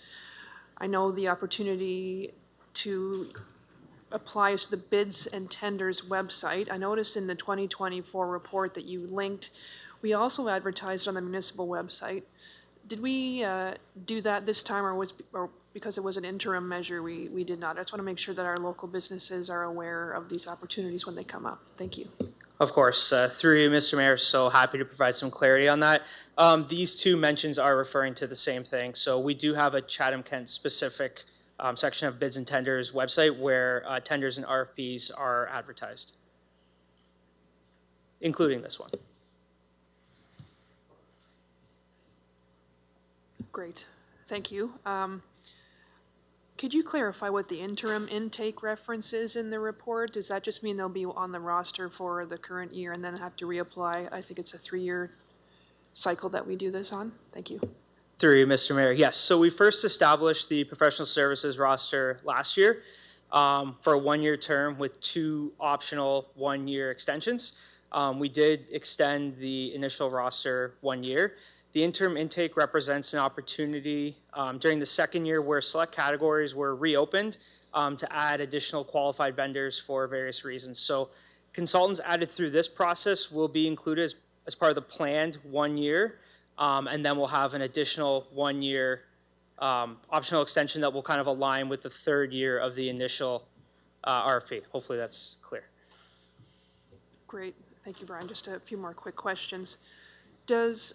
Can you remind me, if this is a fairly new approach, does council receive any report back on how often we use the roster and who from the roster was selected? Thank you.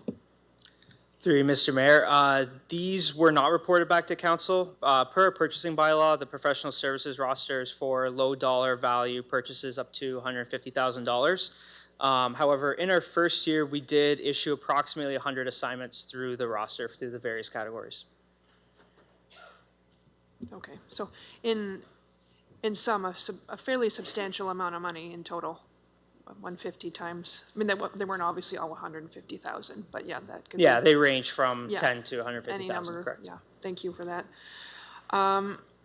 Last but not least, in the August 24 report that linked, it said in these amounts would include HST, but in this report, it's excluding HST. Can you just clarify that?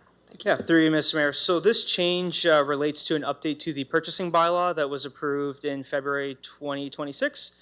So wherein the procurement thresholds are now calculated excluding HST. So the current report just reflects the updated bylaw. Thank you very much for clarifying that. See no other questions, we'll put it to vote.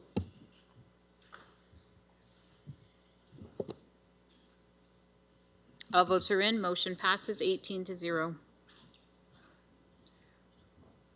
We'll now move on to 17D, Tender Award Contract T25-357, Selkirk Street Sewer Separation Phase 2. Councillor Story and Councillor B. McGregor, can you put this on the floor, please? Happy to move that, Mr. Mayor. So seconded. Go ahead, Councillor Story. Thank you, Mr. Chair. Happy to see this report. I grew up not too far from here, and I know that the aging infrastructure was challenging at certain times. So just a couple of questions, just so the community is aware and in terms of timing and details. So this work will have some short-term, pain, but it's a long-term, very good idea. And this will help ensure that not as much raw sewage is going into the Thames River during the heavy rain events. Is that correct? Through you, Mr. Mayor, Marissa Mascari-Amiot, Director of Engineering. That is correct, Councillor. The proposed works includes the installation of new separated sanitary sewers to convey wastewater to the treatment facility and new storm sewers to direct runoff directly to the Thames River system. So by separating the stormwater from sanitary sewage, yes, the project reduces the potential for combined sewer overflows during heavy rain events. That is a great improvement. Thanks, Marissa. Do you have a sense yet of which road closures will be in place and when that will be happening? And along with notification to residents, could you just review that so everyone's aware? Thank you. Through you, Mr. Mayor, certainly. So there will be work obviously along Selkirk, and that will be disrupted in stages. The extent and staging of that road closures has not been finalized yet, so subject to council approval of the award, the municipality will meet with the contractor and will review their schedule and plans. And once that's finalized, all impacted residents will be provided advance notice directly, as well as notices and updates will be provided on our municipal construction projects webpage and our municipal 511 website. Great. Thank you. And lastly, I was happy to read about the accessibility improvements through this project. I'm glad we can address a few different items at the same time. Could you share a little more about the accessibility improvements that are included in this project? Thank you. Through you, Mr. Mayor. Certainly. So the accessibility improvements include largely surface restoration work. So the sidewalks will be widened on both sides to meet current accessibility requirements, as well as the flared curb ramps will be constructed with the tactile walking surface indicators at the intersections. In addition, lighting upgrades will be completed to increase visibility along the street. Thank you very much. Seeing no other questions, we'll put it to vote.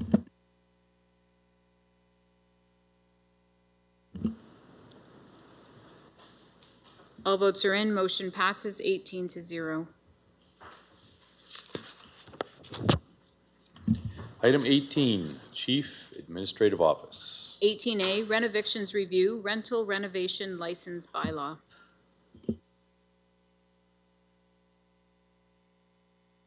Sorry, we have a presentation by Dave Taylor, Deputy Chief Administrative Officer. Thank you, Mr. Mayor, Council. I just wanted to take an opportunity to walk through what's before Council tonight, just to make sure everybody is on the same page. There was a Let's Talk page that had good attendance by members of the public, and I'm sure some councillors had a chance to review that.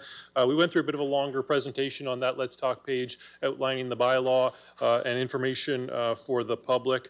We had two surveys. One survey was originally about renovictions and experiences to seek feedback both from tenants and landlords, and then ultimately with that information and a public information session, we drafted a draft bylaw and had a survey or opportunity for public feedback on that as well.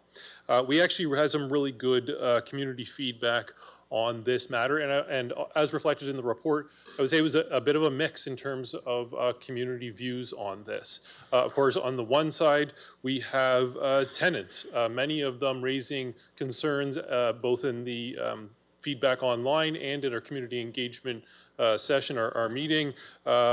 Some of them, who many of you have heard from, have actually experienced a renovation process themselves and what that actually meant for them and their families, the impacts. We certainly heard from some advocacy groups for tenants as well about some of the gaps that exist in the provincial system, and we tried to reflect that in relatively plain language in the report to council, just to make sure that council had that understanding of there is this provincial structure, but certainly there are gaps, as we heard from the advocacy groups and from tenants. On the other side of it, though, we did hear from landlords as well. I think sometimes it's easy for us to put landlords in this category of being these big corporations that have kind of deep pockets, but we heard from some local landlords, both in the online sessions and in the community engagement session, about the impacts that a renovation license bylaw would have for them, including things like kind of the financial implications they have with increasing costs without rent then keeping up to those costs, a feeling of red tape or municipal overreach, and just kind of an overall impact that if you over-regulate this area, it may actually disincentivize landlords from proceeding with necessary repairs as well. So I wanted to make sure that council heard kind of there is mixed views on this, but of course we had council's direction to bring forward a bylaw with options for council, which is what we've done tonight. Just to make sure to level set here, I wanted to again just remind folks what the meaning of a renoviction is. It's important to recognize that not all renovations or evictions even for renovations are done in bad faith, right? Sometimes buildings actually need such significant renovations, or it might even require a demolition, that it necessarily requires the tenant to leave the premises. And that's just contemplated for under the Residential Tenancies Act. And there's a process for that to occur and for people to challenge that as well. But there has been an increasing trend, and we've seen this in other municipalities where those gaps that exist in that provincial process are somewhat being exploited by some landlords in order to actually use that process that's there for a legitimate reason and use it in a bad faith way to remove a tenant and then try to actually re-let that unit for a higher rent without providing that legally mandated opportunity for the tenant to come back to the unit. And so that's what a renoviction is. I just want to really be clear there. Not all renovations are renovictions. It's important that we kind of differentiate that language. At a minimum as well, I wanted to flag to council that we've put some options before you today, but at a minimum, we also included provincial advocacy is something that we think that absolutely the municipality can do in this space. Those gaps exist. The province has actually looked at ways in which they might adjust the Residential Tenancies Act, but it doesn't go as far as what could be dealt with under this bylaw.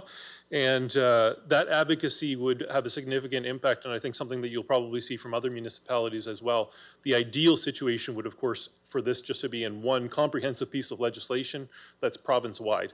Because when we start to have municipal bylaws that are a part of or on top of the Residential Tenancies Act, kind of multiple layers of regulation, that can actually cause some confusion both for tenants and landlords and creates kind of an inconsistency. And so one part we are going to recommend to council no matter what is some advocacy on this area. There's three options. We outlined these in our public information session before bringing them to council because we wanted people to give us feedback on these. But of course, council also could do variations of any of these. These are really what administration landed on after hearing that feedback from the first round of public engagement. The first would be status quo. That's just leaving things as they are now, rely on the provincial system that already exists under the Residential Tenancy Act, and don't bring a municipal involvement into this area. The second option would be stepping into it a little bit, both in data gathering and in public education. So what we're imagining here, and of course council could make some changes to this, would be a public education campaign, and we're recommending $15,000 after working with our corporate communications team towards making sure that landlords and tenants know the processes, know their rights, and have kind of more information about this area. It also would include staff actually doing proactive tracking of calls and permits that maybe fall within this renovation area to better inform council decisions in the future, essentially trend tracking. And then the third option, which was included in the notice of motion that council asked us to work on and return tonight on, is to do both a public education campaign, but also move forward with a new regulatory bylaw. And I'll cover what the terms of the bylaw are on the next set. Part of that also involves staffing. And right now, we're in a little bit in the dark on how much staffing would be required. And I'll just be frank about that. We've looked at what other municipalities have done in terms of the staff that they have recommended. We're recommending one licensing assistant and then otherwise using existing enforcement staff that are already within the kind of municipal team. Frankly, we don't know how many licenses will come up. We don't know how many phone calls would happen from tenants, but we expect that in those first months after a new bylaw is passed, and in the months even leading into the date that the bylaw becomes effective, which we're recommending for October 1st to give us some time to kind of lead into education, there would be a lot of work, right? There's processes that need to be set up. There's frequently asked questions that are going to need to be developed. We think we'll get a lot of phone calls from tenants and landlords just trying to understand the process. And even as I go through the bylaw, there's a process where expert has to provide a report to justify getting a license to the municipality. And even that, you know, there's going to be back and forth from those experts about what do we need to see in that report and things like that. And so we think there's a decent amount of work. But what we structured this as from a staffing perspective, as I'll cover on my slide in about 2 slides on the costs, is really just as a contract now for 16 months. That would really give us that time to set those processes up, do a lot of that public education, and then that would line us up with the next multi-year budget process, and we'd be able to see then, is that the right staffing level? Is it more? Is it less? And we'd make adjustments at that point. So I just wanted to clarify that as well, that certainly item 3 has costs associated far beyond the 15,000 of item option 2. So what does the bylaw cover? As I said, this is a very high-level summary. There's a more detailed summary in the Let's Talk page, and then obviously the full copy of the bylaw as well. But at a high level, what you would be doing is if a landlord wants to do a renovation that requires the tenant to be removed under an N13, that's the form that's used for either demolition or such a significant repair that the tenant has to leave, they would need to get a license from the municipality. So they would serve their N13, and then within 7 days, they'd have to apply for a license. With that license, they'd have to submit documentation to justify that, things like building permits and construction plans. They would also need to submit a report from an expert that says, yes, that is the type of renovation that is so significant, the tenant actually needs to be removed. So it adds this extra layer of oversight. The process of the province is very much kind of after the fact. People can challenge it, but a landlord can move forward with the N13. This kind of puts that decision-making earlier on from a licensing perspective. It also would require the landlord to provide tenants with information about their rights, serve that information on them, and let tenants know that they've actually applied for this license to the municipality. It also would require landlords to provide temporary accommodation or payments for alternative housing for the tenant during the time period of the renovation.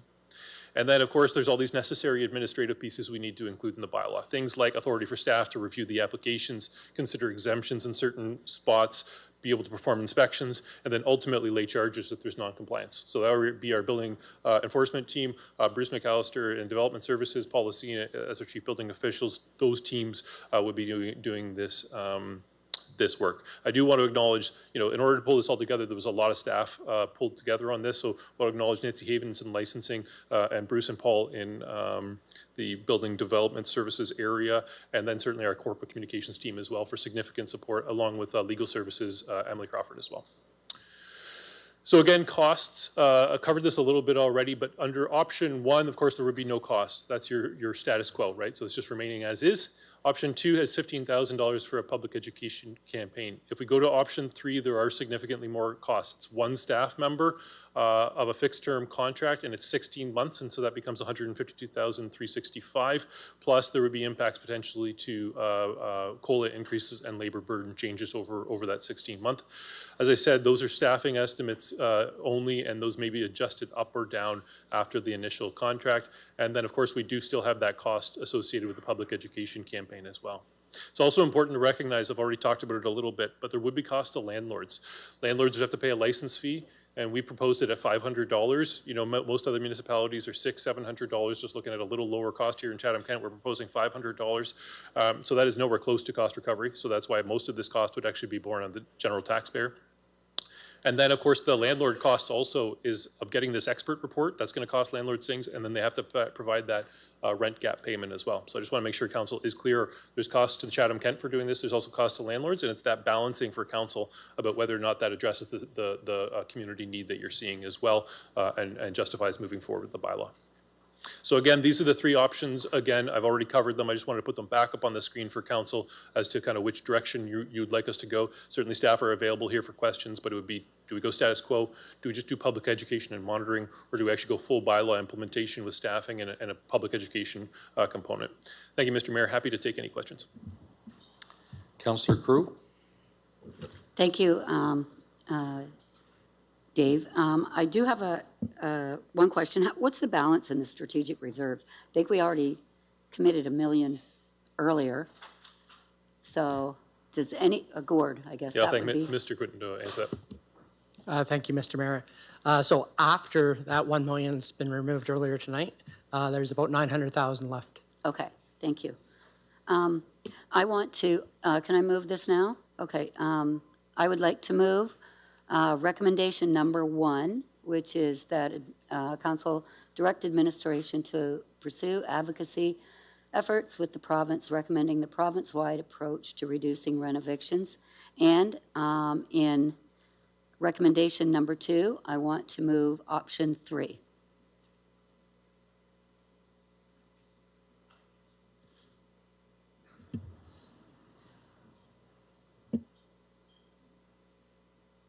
Councillor Story, you want to second that?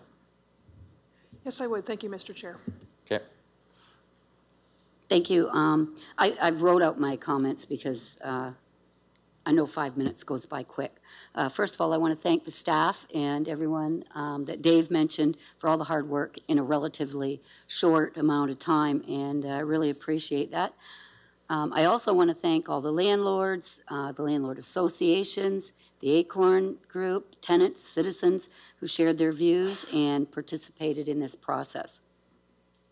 I want to recognize Chatham-Kent Legal Clinic, especially Jeff Wilkins at the back standing there. He answered his phone on a Friday night when I got a panic call from Jerry about everyone in Terrace 40 receiving an eviction notice. So he answered the phone on a Friday night on his own time. He doesn't answer it much anymore when I call. Just kidding. But I really appreciate that, Jeff, and I know everyone that you've helped along the way. Really appreciate what you've done. But most of all, I want to thank and recognize the tenants of Terrace 40. Their bravery and their relentless determination in the face of uncertainty, worrying about their homes, where they were going to go. They didn't know what was next, and you really inspired me. You do not want to be on the receiving end of Gord Harvey when there's a challenge, because he's relentless. The Terrace 40 situation made me aware of how devastating these N13 evictions could be. The fear and the tears were real. They were this fear that is instilled in people. Usually, people who receive these N13s are seniors living on fixed income, people with disabilities, low-income workers, families, single parents, people who are already at risk of homelessness. Council's identified housing as a priority. We have invested significant time and resources to developing housing strategies, addressing homelessness, and increasing housing stability. We've really worked hard at this table, even tonight. An N13 bylaw is another tool that helps us protect our existing affordable housing stock and the residents who depend on it. Just last council meeting, we adopted a housing strategy that recommended that we protect that. This covers gaps that have been used to misuse the N13 process. Preventing unnecessary displacement is often less costly and more effective than trying to address homelessness after it occurs, which usually falls at the feet of us, the municipality and the taxpayer. We would be joining a growing number of communities that have already adopted a bylaw or others who are considering one to fill gaps in their communities. So I'll leave it at that, Mr. Mayor, and maybe at the closing I might have a few other comments. Councillor Story, followed by Councillor C. McGregor. Thank you, Mr. Chair. Councillor Crew certainly said most of my remarks, which it makes total sense, so I won't repeat all of those. But I want to also thank Councillor Crew, because you were the one that brought it to council and flagged it for us to address it. And I'm not sure if that call hadn't been made to you from a panicked resident from Terrace 40, I'm not sure we ever would have known about it, truth be told. This all could have happened, and it could have happened on Taylor Ave and other properties that we're being made aware of almost every other week. We would not have known. So thank you, Councillor Crew, for starting all of that off. Jeff and Walter at the Chatham-Kent Legal Clinic, you've gone above and beyond. Doug Kwan at the Associative Community Tenant Organizations, ACORN, municipal staff, and the landlords and tenants around the community who shared their thoughtful feedback. And also, personally, I reached out to a lot of municipal councillors and staff across Ontario who are also working on the same kind of legislation for their feedback. So I really appreciate those opportunities. The gap is clear, and right now, the provincial regulations are in place, they just haven't been enacted yet, and I'm not sure why that is. So ideally, the more municipalities that advocate for that to be enacted, the less pressure will be on municipalities. But we put on municipalities, but right now we are in the unenviable position to figure it out ourselves, and that's what we're doing with this work. And with that same gap, if that remains, that could put people on the street. And I'm not comfortable with that. And as we have heard time and time again, that we do not have an adequate affordable rental housing supply. So I appreciate Dave's presentation, really clearly spelling out what this bylaw is and is not, because this does not prevent reasonable renovations to rental units. We still want that to happen. We do not want that to stop. This only would come into play when a situation arises when that N13 is filed, which means the landlord requires the tenant to leave the unit to do those renovations. So that is really, ideally, will be a relatively rare occurrence. And I'd be happy to repeal this once the provincial legislation is in place. But until then, I cannot in good faith do nothing with the status quo. The risk is just too high. And I agree, there are pros and cons, and I appreciate seeing those. And then this is not an absolutely perfect solution, but it is a good one, and we cannot let the perfect be the enemy of the good in situations like this. We must move on it. We must protect our residents and continue to make sure that we aren't forcing more people into dangerous and challenging situations when they do not have a place to live in our community. Thank you very much, Mr. Chair. Councillor C. McGregor. Thank you, and through the mayor. I wanted to reach out and thank staff, all of the staff and combined that's put into this report. I just wanted to ask one little question about the educational portion of this that will be developed afterwards. I do completely understand, and there's definitely a need so that our residents and anybody ever faced in this situation has the ability to find out that information and information correct. But will the education portion of this also provide education, say, to those landlords that have maybe an individual house or that might misconstrue what these fees and licensing fees are for? Will part of that education be also for landlords? Because you had mentioned that some had reached out with comments worried about that this might change their ability to upkeep or keep the upkeep of a place. So I just wanted to know that that would include them, and that it would be an all-around balanced education that would be provided to not only the community members, but also to maybe the landlords that might need that extra assistance in understanding our systems and running through and what this will mean.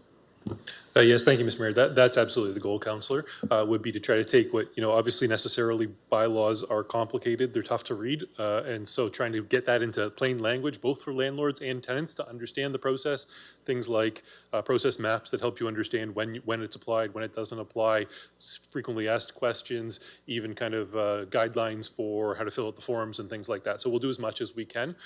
There is a scope of where we won't be able to go, though, which is individual recommendations to landlords about whether to proceed or not, but we'll try to make at least that education will focus on making this as easy to navigate as we can, absolutely, for both landlords and tenants who might find themselves in the system. Thank you, and just follow up to that. So the person that might be brought on, a staff person brought onto this, would they be available for somebody who wants to call and get a better or an easier understanding because of the detailed language that go into some of our contracts and different things? So that would be there for them also. Yes, that's exactly the intention, and that's where we anticipate a large amount of this licensing assistance time would be spent in those at least first few months, if not first year, is fielding calls. Now, the person will just be part of the licensing team, and so it may be a different person you talk about in the licensing department. Nancy Havens may well be the person to take the phone call, but it's about putting resources on that team in order to be able to respond to these pieces. And it's something that I meant to say in my presentation as well. When you structure a bylaw, they often have very tight timelines, right? Like, you file the notice and you need to do certain things within 7 days. So you need to have a person to answer a question from you relatively quickly as well. And so that's exactly what that staff member would be there for. They would have the answers for process and be able to take that phone call and have a conversation with either the landlord or the tenant, on a quick time turnaround. Again, and thank you. This just feels like another win on top of a few others that we've had tonight. So I thank you. I also like to thank the people that have reached out to us in the last week or so through email and communications. All of the input that has come forward from our community has been good in helping develop this and moving forward. So thank you. Councillor Finn. Just a quick Followed by question. Councillor Bondi. Quick question, because I'm not seeing there for the public education campaign. Do we need to not put in to allocate the 15,000 to do that? Thank you, Councillor. It's actually within that 152. It's a lot of wording there, but essentially second line of number 4 and development of an education campaign at a total cost of. Forget that then. Thanks for checking though. We want to make sure it's in there. Councillor Bondi, followed by Councillor B. McGregor. Thank you, Mayor Kennedy. Thanks. Stay there, please, Dave. Yeah, I'm going to support this. I was at the public information session at Studio One, and I think what is worth repeating here, if you remember, there was a stat that when this sort of bylaw was adopted by other communities, the N13 thing went down by, what was it, like 70% or 80%? So it's effective, like it really works, right?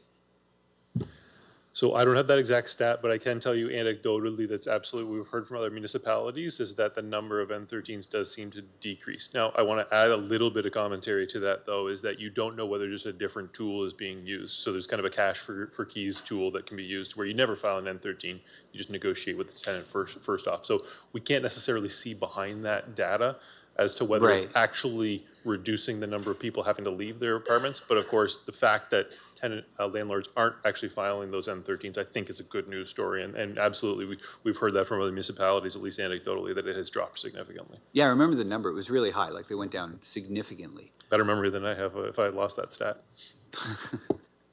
That's all I was looking for, Dave. Thanks.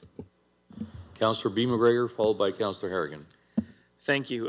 Certainly, Councillor Crew captured it well, but big thank you to staff and community advocates, CK Legal Clinic, for their work on this. I think it's an important step. It's an important tool.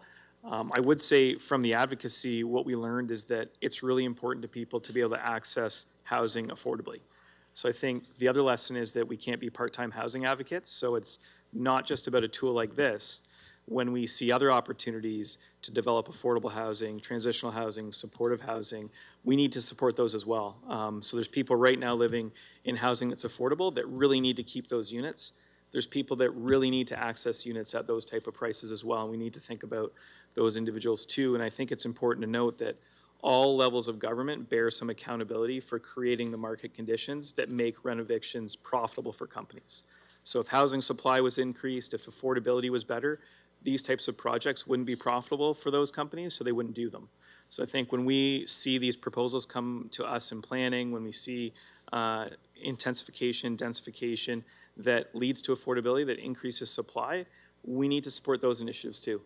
So we need to look to ways to increase housing, increase affordability in the community, and make sure that all those vulnerable individuals that we talk about have access to housing. Thank you. Councillor Harrigan. Thank you, Mayor Caniff. I won't repeat any of the other comments. Certainly, I'm in support of introducing the bylaw. The question/comment I have, I believe this is perhaps to our CAO or our CFO through the mayor, is really around item number 5. So certainly can appreciate the recommendation for a licensed assistant for that 16-month contract when we have that new bylaw. My hope would be is that when we, or the future council, is looking at the ongoing cost in 2028 to 31, that briefing note that we receive at budget would have data like, for example, how many licenses were given out annually over the course of that time period, so that council can effectively evaluate if on an ongoing basis, so once the bylaw is kind of part and parcel of our everyday interactions in Chatham-Kent, if it does require that new staff member or if it's able to be absorbed within the department. So I don't think that needs to change the motion. I'm just assuming that that's going to be kind of part of that decision at budget time. I think the short answer is yes. If we're going to introduce a business case for additional funding, we would have all that data to support it. Final words, Councillor Story, then Councillor Crew. No, thank you. I've said everything. I appreciate it, though. Councillor Crew. Thank you. I want to thank everybody for your thoughtful input and your questions. I think that protecting the existing, like we already said, the existing affordable units is important, and in Chatham-Kent housing strategy we adopted last meeting. This protects tenants from bad faith evictions and is only in place if there's an eviction for a renovation. I said I wasn't going to say that, but I did. An N13 bylaw does not stop legitimate renovations. It just ensures the process is transparent and fair. It provides accountability and transparency and discourages the misuse of the N13 process. If housing is truly a priority in Chatham-Kent, then we need to use every single tool available to preserve affordable housing and prevent avoidable homelessness. Thank you. With that, we'll put it to vote. All votes are in. Motion passes 18-0.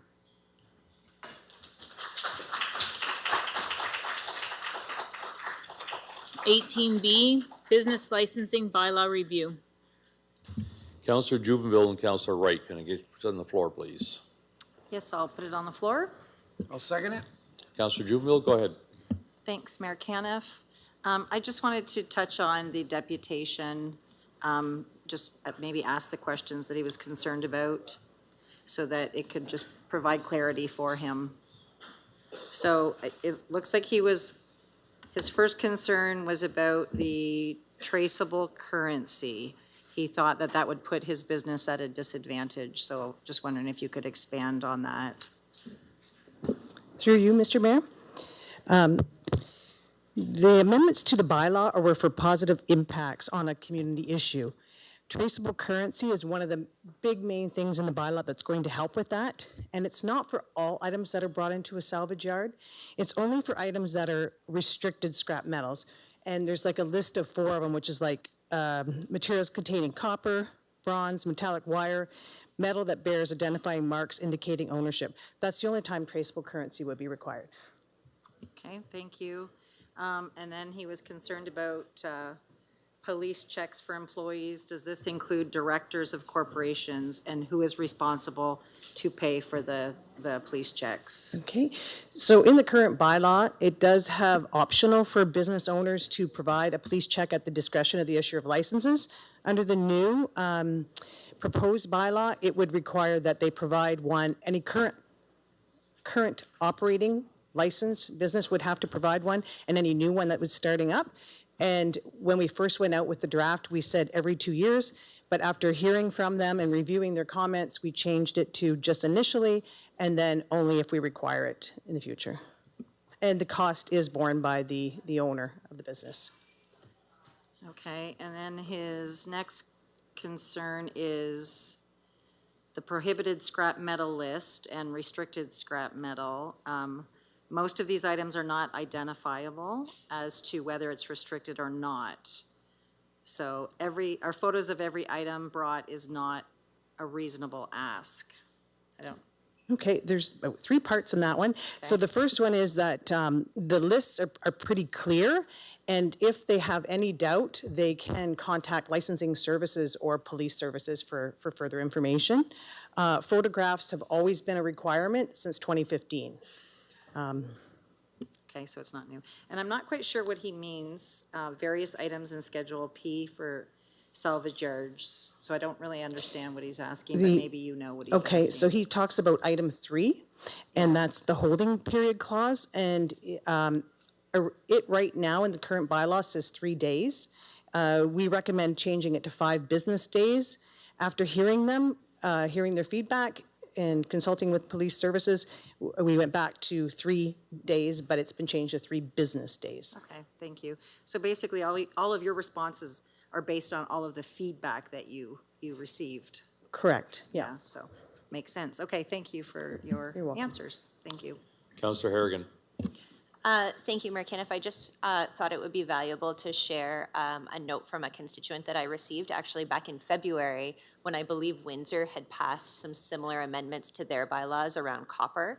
That constituent had shared that, and they work with St. Francis Church in Tilbury, that they had had some copper downspouts on numerous occasions, and even one of the new air conditioning units that had copper on it stripped from it at the church. The cost to replace this is tens of thousands of dollars, and they noted that their situation is, of course, not unique just to their jurisdiction. At that time, they had asked me about whether or not Chatham-Kent could change the bylaw, and I really appreciate the business deputation that we had tonight, but also wanted to call attention to the theft of some of these metals, and certainly how it's a challenge, not just generally in the community, but for a lot of not-for-profit organizations or community groups that really don't have tens of thousands of dollars to be replacing those copper metal pieces. So I appreciate these changes and think that the response and the bylaw changes really did balance the need for business continuity with community need and theft deterrence. So just wanted to share my appreciation for that. Seeing no other questions, we'll put it to vote.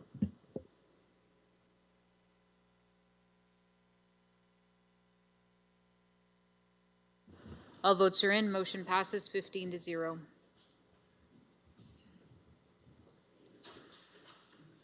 Uh, 18C, sponsorship opportunities and approach. We have a presentation by Dave Taylor, Deputy Chief Administrative Officer.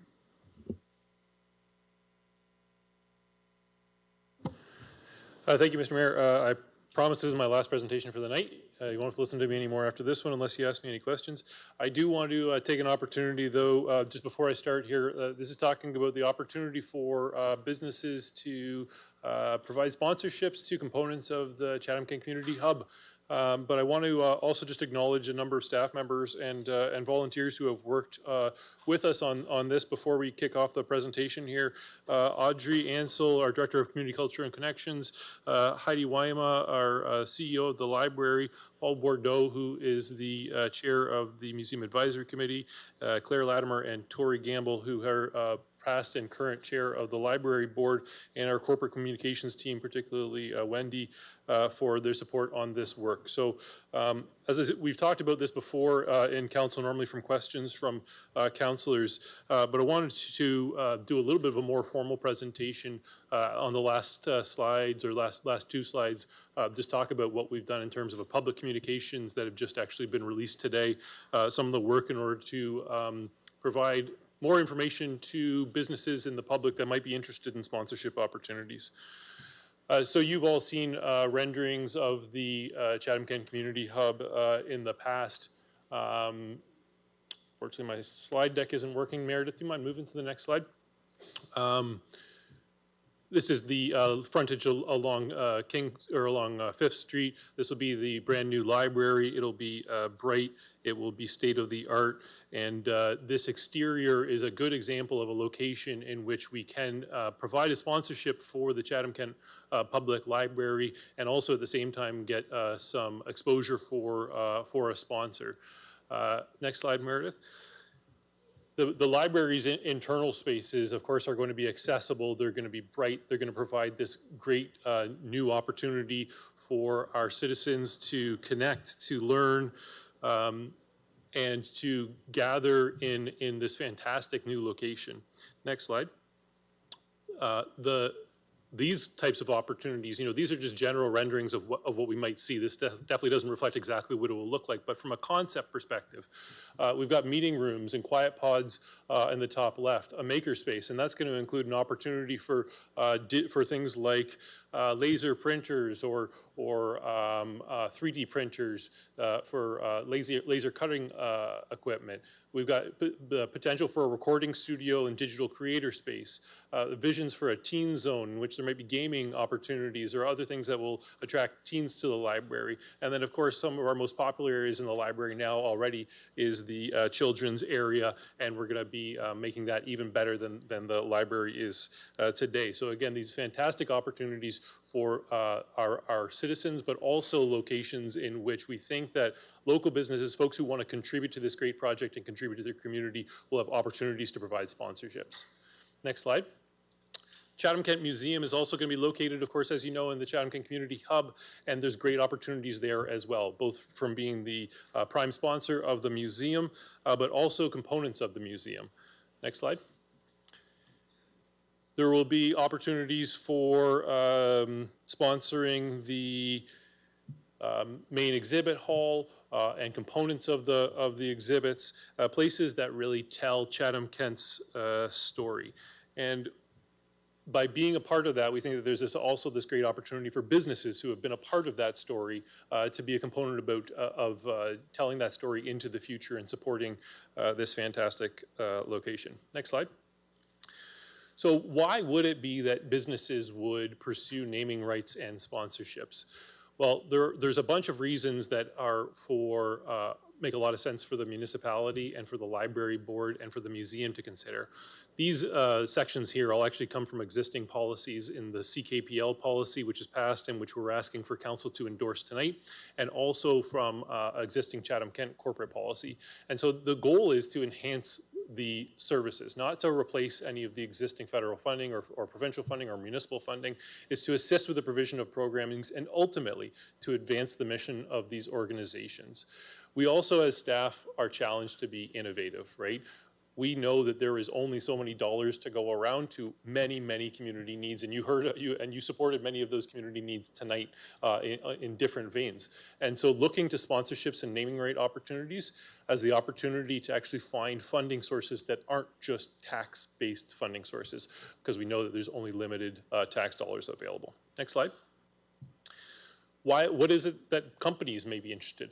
Well, there's this opportunity for companies and organizations and even private persons to see a way for them to sponsor their community, support their community, and these new services that will be offered. Many companies actually treat these expenses as marketing rather than donations. We will actually, part of the report tonight and one of the last slides we have is talking about the Myers Family Foundation donation. We absolutely are accepting donations as well to the library, but that's not the main thing that we're targeting with this. What we're looking for is opportunities where folks, businesses, and organizations who are actually looking at marketing and maybe want to deploy their marketing money that they might otherwise spend on advertisements, billboards, other forms of marketing, to look at actually using that for sponsoring the community hub. So it doesn't detract from donations when we have that focus. What it does is it looks at a way in which these businesses can take that marketing money and associate it with the really positive branding of the museum and of the library and actually reach different audiences than traditional marketing might do. And that's what you see when businesses sponsor sports teams. They might name an arena, whatever that might be. We see it also in venues, like cultural venues. But we're starting to see more and more opportunities, and it's actually something that we're seeing more in the space of libraries and museums to actually see these sponsorships there because businesses are recognizing that marketing opportunity to connect with different audiences. Next slide. So these are the key sponsorships.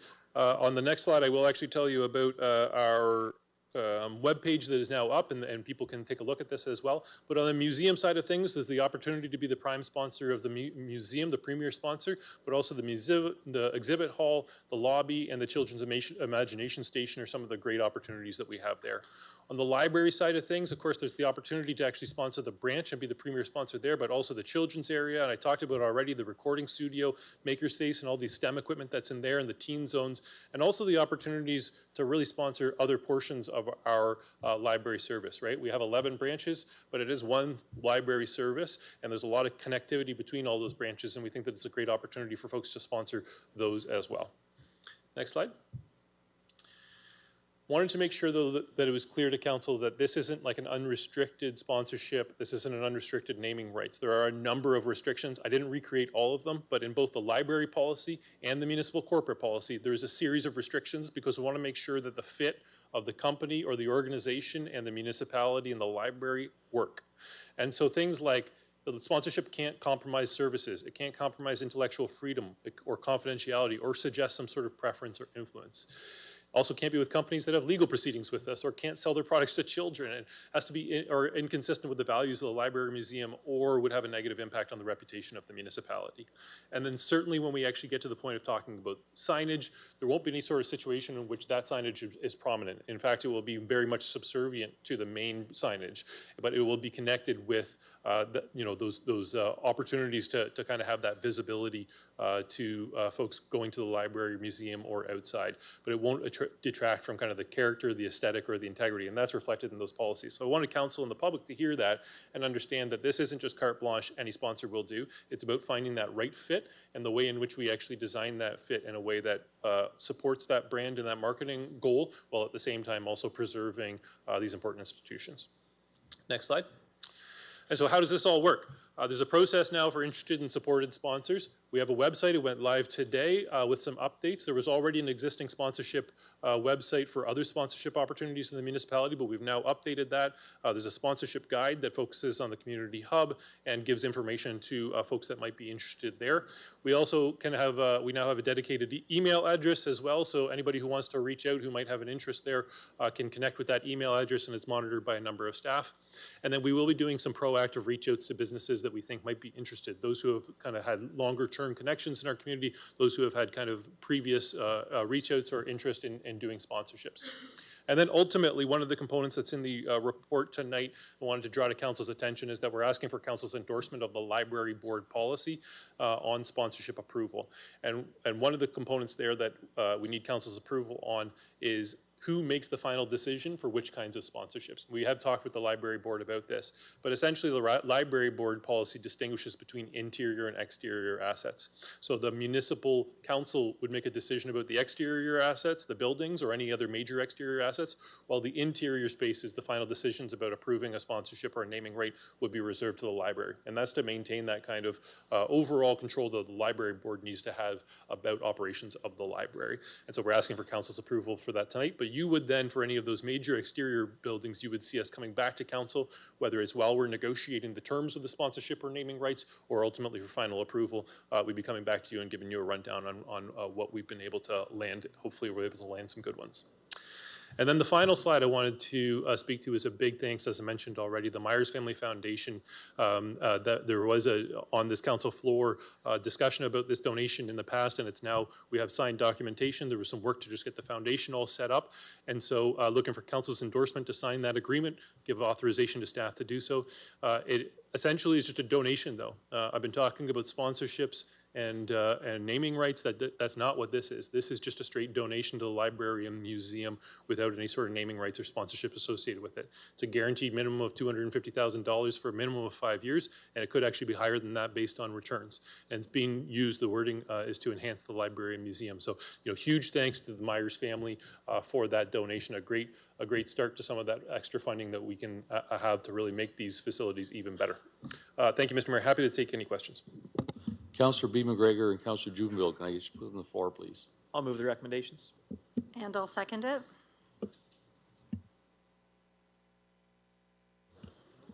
No, appreciate the work on this coming back. I know that a number of other communities in Ontario have similar programs, thinking about the River Run Centre in Guelph and their sponsorship opportunities. Windsor Essex Libraries has a number with Unifor, Windsor Community Foundation, RBC Foundation, Oshawa Public Libraries, Clarington. So there's, we're repeating what other communities are doing, and I think that it's an opportunity for individuals in the community and businesses to support things that they think are important. So happy to move the recommendations and looking forward to these opportunities. Thank you. Councillor Juvenile? Thank you, Mayor Caniff. I just wanted to ask specifically about the donation from the Myers Family Foundation that have generously committed to annual donations of $250,000 for the next 5 years from their foundation. Just specifically, and thank you for that, will these funds be allocated to the interior of the museum or library or the exterior? Because I know it's a different, depending on if it's going exterior or interior. So do we know where it will be applied? Thank you, Mr. Mayor. Appreciate the question, Councillor. We haven't got to that point of making any sort of recommendations. Okay. We're kicking off really the sponsorship opportunities for all components of the library and museum, or many of those larger components.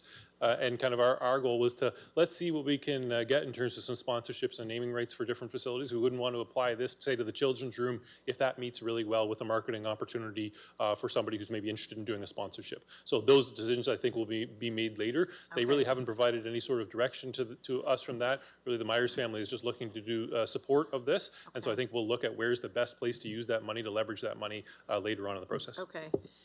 So we don't know if it's going to be applied to the museum or the library, or it's just kind of an open-ended donation? Yeah, that's correct. And Okay. they weren't specific about exactly where it needed to go. Certainly, we Okay. might even have some conversations with them at certain times. But as of right now, it's quite open. And so, as I said, it's actually a really nice situation for us to be in, Right. where we can use it in the right location Okay. once we've done this other work for potential sponsorships. And will it just be used in the Chatham branch, or could it be potentially anywhere else in Chatham-Kent? So their intention was for this to Just go Chatham, towards okay. the Chatham-Kent Community Hub. Okay, And, so when they decide, like you said, you're going to be signing it soon, so when they decide, or are they letting the municipality make the decision, or are they making the decision how and where it's going to be allocated? Museum, library, inside, outside, is that going to be their decision or our decision?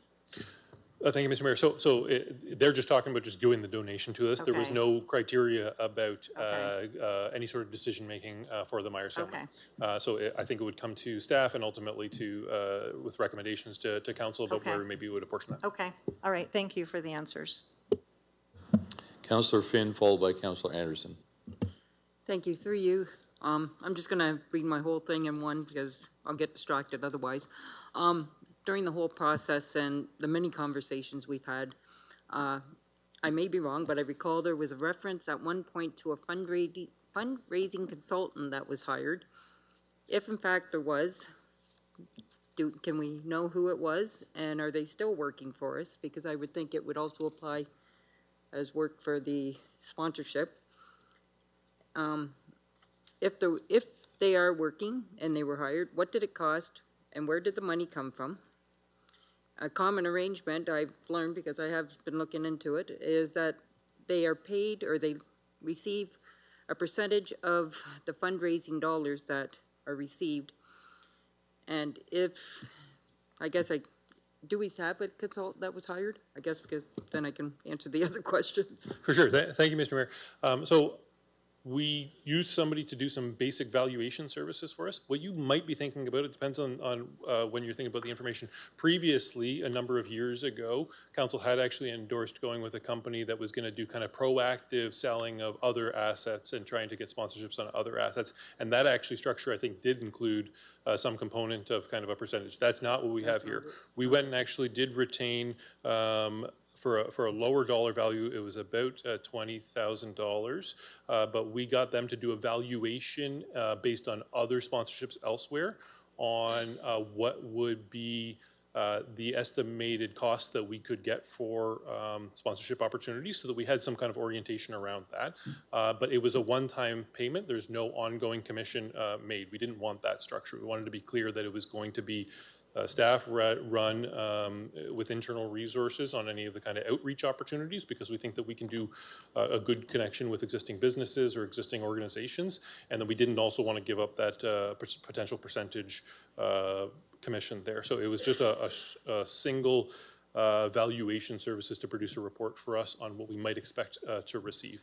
I'm not going to get into any details about the exact amounts, but we could absolutely provide kind of confidential information to council about that as we proceed forward when we're negotiating some of that.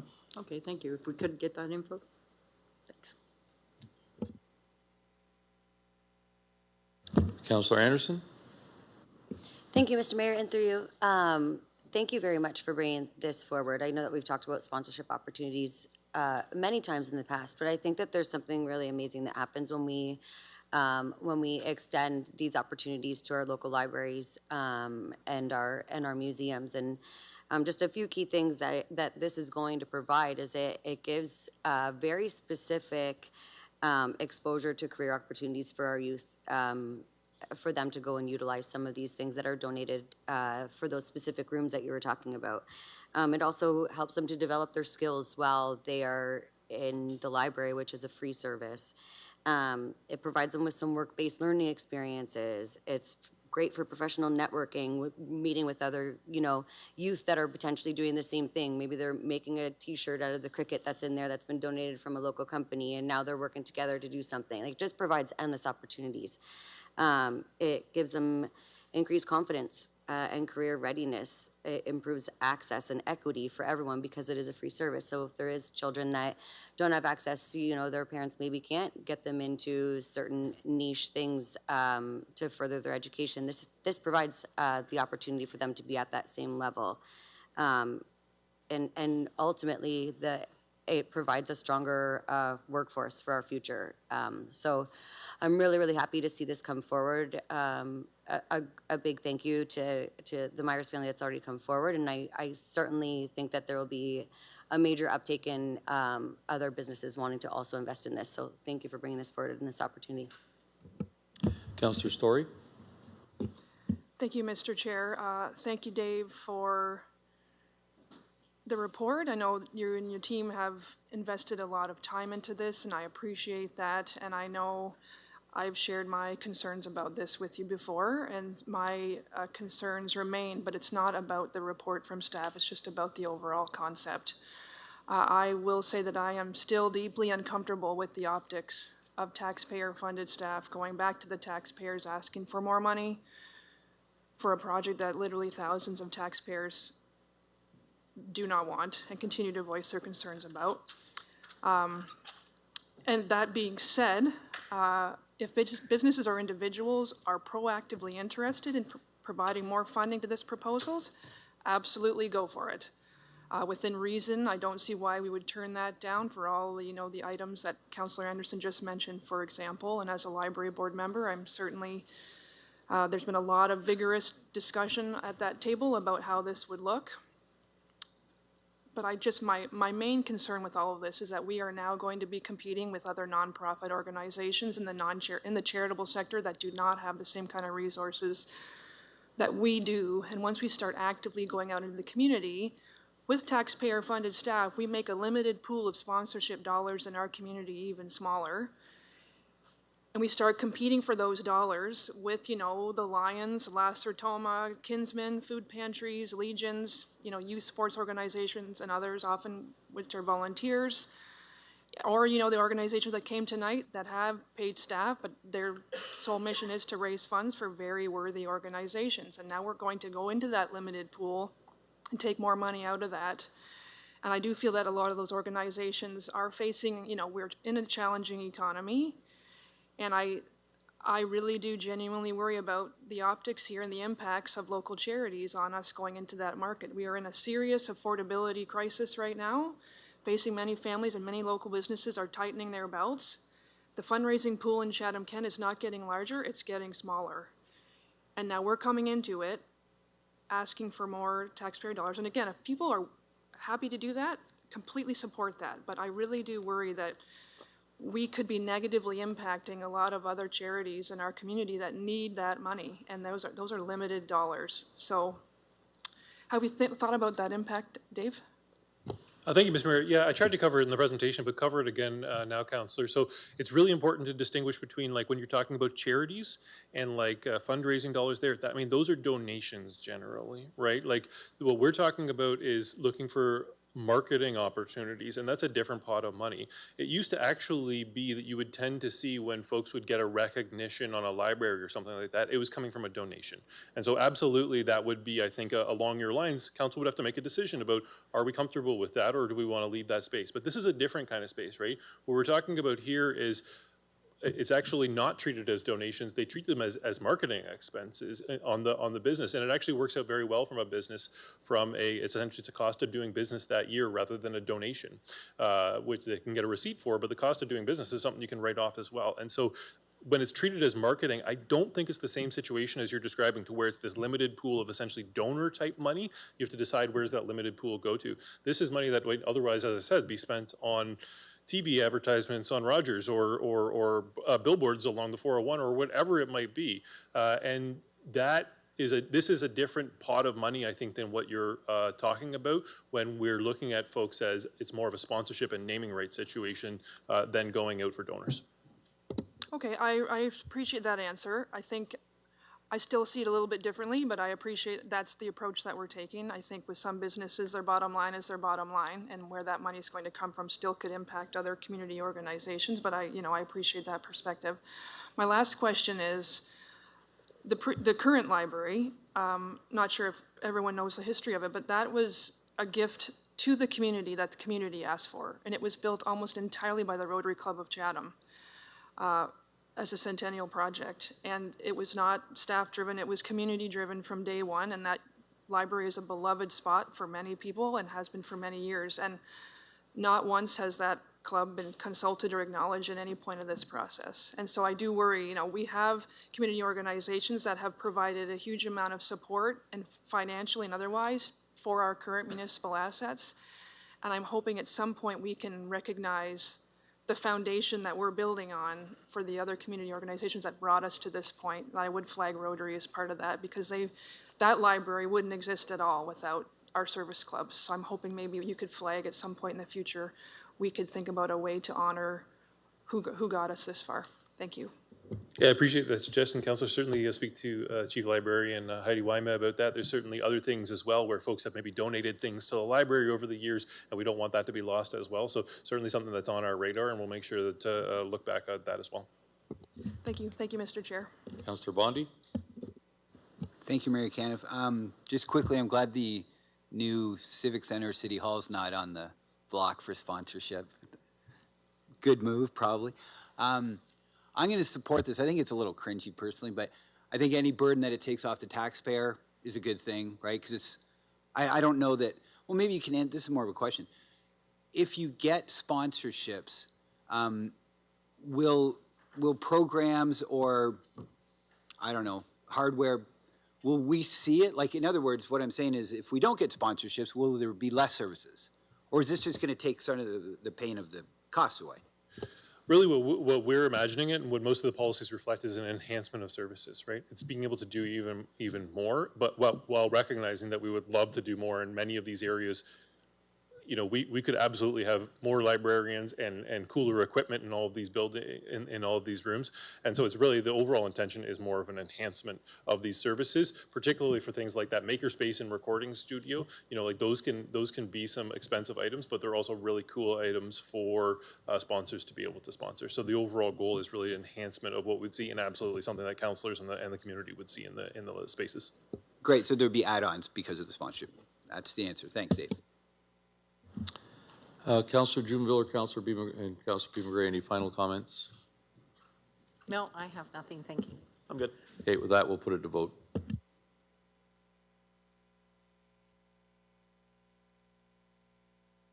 All votes are in. Motion passes 17-1.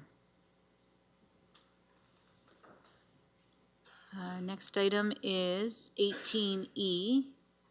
Motion of Councillor Thompson regarding council meeting scheduling, daytime meetings. Councillor Thompson, go ahead. Thank you very much. Whereas costs continue to rise across the municipality faster than the ability of taxpayers to shoulder the burden, whereas council should always be looking for ways to trim tax increases, therefore be it resolved that Chatham-Kent administration draft a report outlining the cost savings of moving council meetings to regular business hours, and that report return to the next council. I so move. Anyone second that? Councillor Bondi.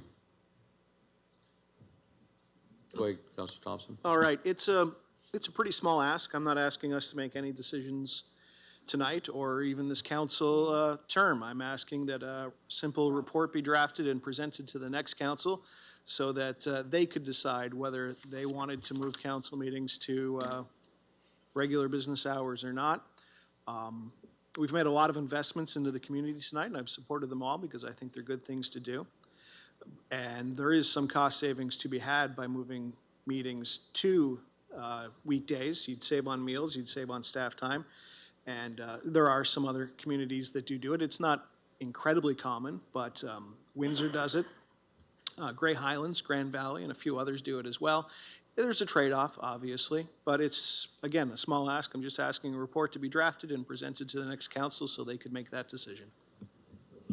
Councillor Bondi, followed by Councillor McGregor, B. McGregor. Thank you, Mayor Camps. No, I didn't have any comments. I think this is a good idea. Why not look at it? Just I do know other communities do it, so there must be a reason why they do or do not, and that's what we should find out if this is successful. Thanks. Councillor B. McGregor, followed by Councillor Juvenville. Thank you. I'm wondering if there's an opportunity, if this passes, to put a poll or some feedback opportunity on CK Let's Talk. I know that the trade-off that Councillor Thompson spoke of is largely related to community engagement, ability for people to participate in deputations, and that participatory aspect of meetings. And I think that in some communities is one of the reasons why they haven't moved to the daytime meetings. So I think it would be helpful for the next council to have that financial information, but also to have some information, some preliminary feedback from the public. So I don't know if we need that included on the motion or if that's something that can just be added online.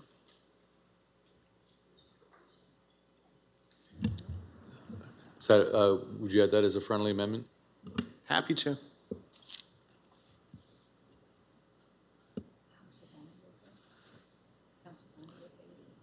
Councillor Bondi, you okay with that amendment? Yes, sir, Mr. Cannon. Mayor Cannon, sorry. Okay. You don't mind, I'll move on to Councillor Doyle, or sorry, Councillor Juvenville and Councillor Doyle. Will we put that on, then I'll come back to you. Okay. Councillor Juvenville, followed by Councillor Doyle. Thank you, Mayor Caniff. I will not be supporting this. I know it's just for a report, but I just figure why burden our staff with something that I don't believe in. I did a little bit of research. Here's what I found. Democratic reasons to avoid daytime council meetings. Daytime meetings disproportionately exclude working residents, shift workers, parents, and students. This creates a public record that looks like the community is disengaged when in reality the meeting time is the actual barrier. When only retirees, lobbyists, and those with flexible jobs can attend, council hears a skewed slice of public opinion. Evening meetings broaden who can show up and speak. Residents expect to be able to watch decisions that affect their taxes, roads, recreation, and services. Daytime meetings make that practically impossible for most households unless they tune in after the meeting has taken place. Community groups, nonprofits, and small businesses often cannot send representatives during the day. This weakens the quality of public input. Local media often cannot attend daytime meetings due to staffing constraints, reducing public awareness of decisions. School boards, provincial consultations, and many municipal councils meet in the evening because it aligns with public availability.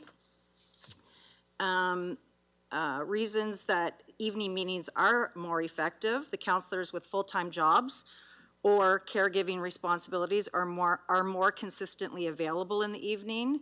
Daytime meetings compete with regional meetings, committee work, and staff obligations. Evening meetings tend to attract more diverse, better prepared deputations because people have time after work to finalize the remarks. The evening meetings don't increase attendance, they change who participates, which changes the quality of the decisions. Municipal issues like zoning, recreation, transit, and taxation affect working families most directly. If those voices are missing, council risks making decisions that unintentionally favor those with daytime flexibility. And for these reasons, I won't be supporting this. So my question is, which I know the report would state, but just in a high level, is staff actually paid extra to attend our meetings, our Monday night meetings? I think it depends on the staff. Probably most of them are not, because they're salaried, but there are situations where people are, and they get lieu time in some cases. So while they may not be paid, it does impact, and the report can address this, you're right, we'll address that in more detail, but while they may not be paid, it does impact their ability to get other things done because they're spending time here. But the report will address that. Obviously, we can't address the question Right. without looking into that. I understand. I just wanted to know on a high level if it's an exorbitant amount that we are paying staff to be here on Monday night meetings, which sounds like not overly. We'll have to look at it. I mean, there's other factors too. There's Okay. security and all that stuff. But we'll address that and we'll get into more Right. detail when we do, Okay. if we get direction to do the report. Okay, and like, just, I am confused by the mover of this motion being concerned about extra tax burden to our taxpayers, when at the last meeting, anecdotally, he made us stay an extra hour to an hour and a half. So, anyway, it is silly season, so this just puts it on demonstration again. Anyway, I won't be supporting it, thank you. Councillor Doyle, and I'll go back to Councillor Beamer-Gregor. Thank you, Mayor. And I pulled this because I can't support this either. Just the way administration's set up, right? Or sorry, not administration, council's set up right now. I've already seen comments online that say from people that have put their name in for this election that they said that they'd have to withdraw their name because they wouldn't be able to do meetings during the day. I think right now, with this being considered a part-time job, having these at night makes way more sense for councilors, for people watching, for anybody coming to our meetings. To me, it doesn't make sense to make it during the day. The only way I would ever even consider that is if we move to a full-time council. We went down to like 6 council people, and then that way it's not a part-time job. Council can all be there, no problem. But then at the same time, you're still running into the problem with people that want to watch our meetings that are at work or come to our meetings and they're during the day and they can't do that. So for those reasons, I just can't at this time support this. Thank you. Councillor Beamer-Gregor, is what's on there you envisioned? Works for me. Okay, Councillor Thompson, Councillor Bondi, good? Yeah, I'm good, thanks. Okay. Sure. See no other questions, final comments, Councillor Bondi, followed by Councillor Thompson. No, I'm fine, thanks. Councillor I Thompson? thought that's what I just agreed to, so yeah, I'm good, thanks. Okay, you're good? Okay, with it, seeing no other questions, put it to vote.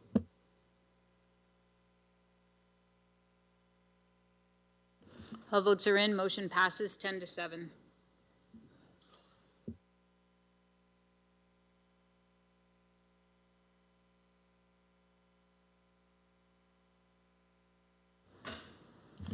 Item 19, infrastructure and engineering services. 19A, Erio accessible kayak launches. Councillor Sakachi, go ahead. Thank you, Mayor Kane. Happy to put it on the floor. Councillor Thompson as well. Will you second that? Yeah, I would love to second it. Okay. Councillor Sakachi, go ahead. Thank you, Mayor Kane. Just briefly, because I know we're kind of crunched for time with a lot to go today. So just wanted to thank staff for bringing this back and looking at the sites. And just 2 quick questions. I did have a chance to ask Edward prior to the meeting, and he did answer, but I thought publicly it would be beneficial to ask. I know that a lot of the concerns that was fielded, I appreciate staff acknowledging them. One concern regarding 3rd Street was just in regards to drainage, and Edward, correct me if I'm wrong, Edward, you did indicate that wouldn't be a concern, that you would be looking at that. Is that accurate? Thank you through the mayor to the councillor. The staff has actually completed the detailed design on this project, and as part of that, they did look at all the elements related to the construction, including drainage. We did hear that concern earlier on, and I believe from staff's perspective, there is no issues with drainage. Thank you. And just one further question to Mr. Quinton. I do apologize. This just kind of came up as I was reading through the reports. So as we continue to divest property in the area, there was relation to that being utilized within the village as that money is divested. And since that there is going to be only one launch now, is that money going to be allocated to maybe other recreational amenities in the village? Because I know that we have a recreational master plan that has identified some areas that Erio could use, and since these are being divested there, I just wanted to see if that was something that would be considered in the upcoming budget as that money continues to filter in. Thank you, Mr. Mayor. You know, in the 2024 capital budget, council did allocate the funding, $255,000 for aerial kayak launches at the time. But now that we're down to one, Mr.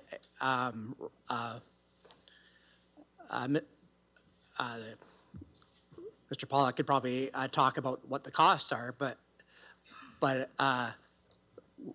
it's still in line with that 255,000, even though there's just one launch.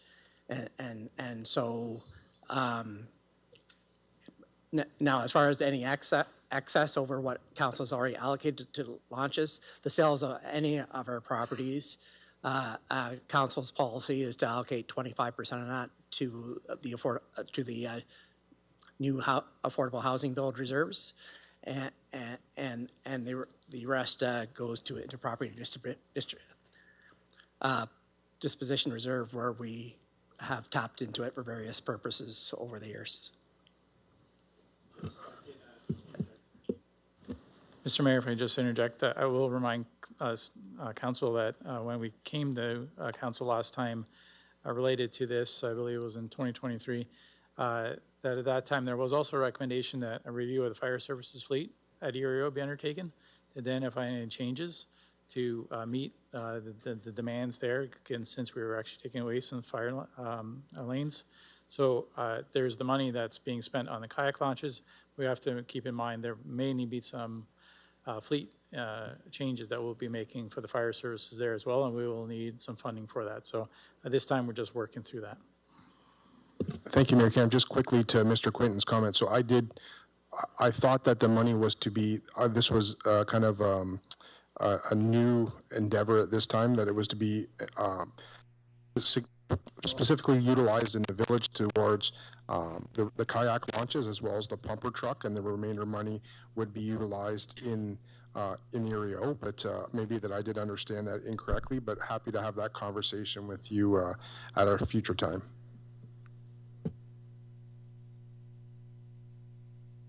Councillor Thompson, followed by Councillor Story.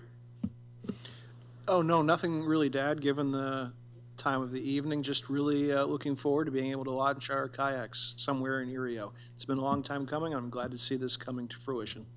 Councillor Story. Thank you, Mr. Chair. Also love this idea. I think it's going to be a great addition to the community. I just had a question about the accessible reference. Is this accessible in the definition of you can just get to it easier?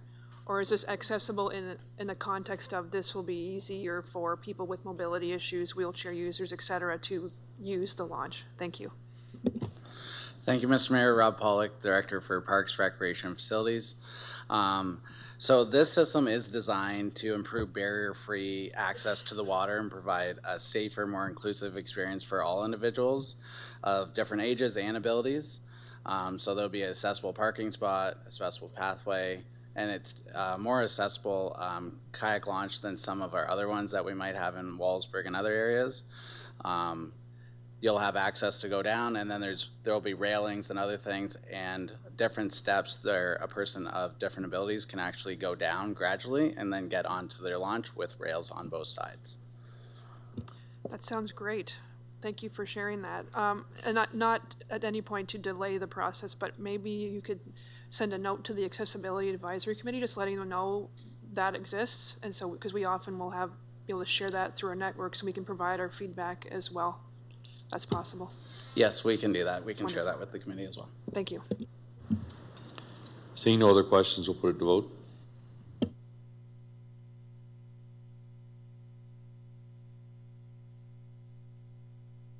All votes are in. Motion passes 18-0. 19C, traffic and parking bylaw updates. Councillor Story and Councillor Finn, can I get your puts on the floor, please? Happy to move, Mr. Chair. Happy to second. Counselor Story, go ahead. Thank you, Mr. Chair. I just had a quick question. I know we had a constituent here earlier to speak about the Gateway Walk parking. I just wanted to follow up, and we may not have this information available yet, and if so, that's fine, but since we're getting close to St. Angela's Meadow opening at that location, do we know about the parking overflow options for that site? I know we had the issue with the construction, the residents there had issues with the construction overflow parking. That obviously will be wrapping up soon, but now the building's going to be occupied and it's a fairly large site, and the parking, I'm just curious if we have a sense of what that's going to look like and if we'll need any other parking mitigation measures for that location. Thank you.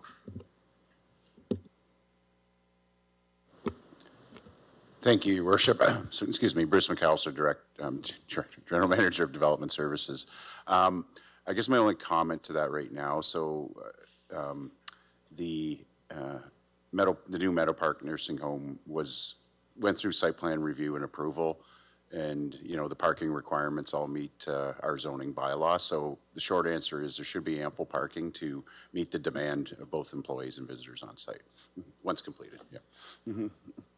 Thanks, Bruce. And that ideally will continue. And if there are hiccups in that process, could we bring that back to council to review, or we just talk to you about it directly and just see what our options might be? Because that's already a fairly busy area with not a lot of parking. So I'm just hoping that we'll just cross that bridge when we come to it. Thanks.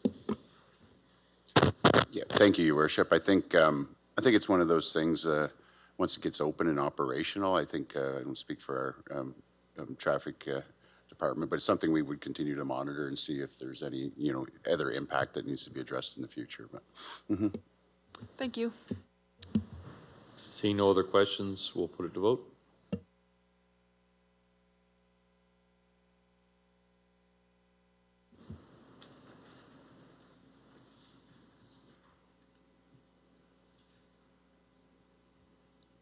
All votes are in. Motion passes 17-0. And 19F, motion by Councillor Sakachi regarding speed limits, traffic calming measures, and areas of significant wildlife activity. Councillor Sakachi, go ahead. All right, Madam Chair, do you want me to go through the whole thing, Madam Clerk, considering our time perspective? You don't have to read the whereases, but yes, you should read the rest. Sure. Sorry. Be it resolved that council directs staff to report to the next term of council on the feasibility, costs, and impacts of lowering default urban speed limits in the designated residential and high pedestrian areas. Identify all significant wildlife activity intersections in the traffic, high wildlife sensitive areas and vehicle collision zones. That staff investigate and recommend appropriate calming traffic measures for such areas, and that a wildlife sensitive road design policy for consideration in future major road construction and reconstruction and maintenance projects, including measures such as wildlife crossings and right-of-way vegetation management, and that staff present this report with policy options, recommendations, and best practices from other municipalities for public consultation with recommendations reflecting feedback of the next term of council. Councillor Thompson, will you second that? I would love to. Okay, Councillor Sakachi, go ahead. Thank you. I know that there was a couple, I was just talking to some other councillors, there were a couple quick questions, so I can divert to them just for closing remarks. Councillor Thompson, followed by Councillor Juneville. No additional comments or questions. Councillor Juneville. Thank you, Mayor Caniff. I appreciate this motion. I just wanted, a couple years ago, there was potentially going to be a traffic calming study done in Mitchell's Bay, but I don't know if anything ever came out of that. I never heard anything. So I guess I'm just making sure that Mitchell's Bay doesn't get forgotten about in this. And I just got word tonight that they're going to be putting some turtle crossing signs up in Mitchell's Bay. So the people of Mitchell's Bay will be very excited to hear about that. So this is good. I've seen a lot of posts on social media about turtles crossing and getting hit, and it's really disturbing to see some of these and just different areas across the municipality where wildlife is getting hit and people are not cognizant of the area that they're driving in. And so maybe having wildlife-sensitive road design policy will help bring attention to these areas of concern where the wildlife is, and we won't see as many tragedies to our wildlife. So anyway, that was it. I didn't really have a question. I just wanted to make sure that Mitchell's Bay was, I know it's broad across the whole municipality, but I just wanted to make sure Mitchell's Bay was going to be looked at as well. Councillor Scotchy, go ahead.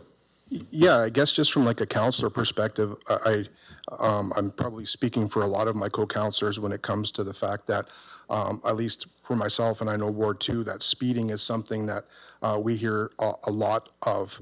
I know significantly, in arterial roadways and in the neighborhoods.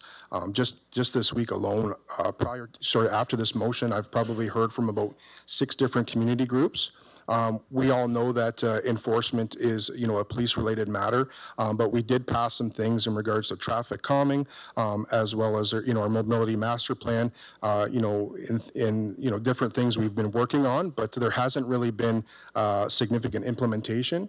But I do think as a whole, it's I don't want it to be a political conversation for this term of council, but I think that the next term of council, it would benefit to have a report looking at reducing speeds in neighborhoods, and also looking at the different wildlife aspects.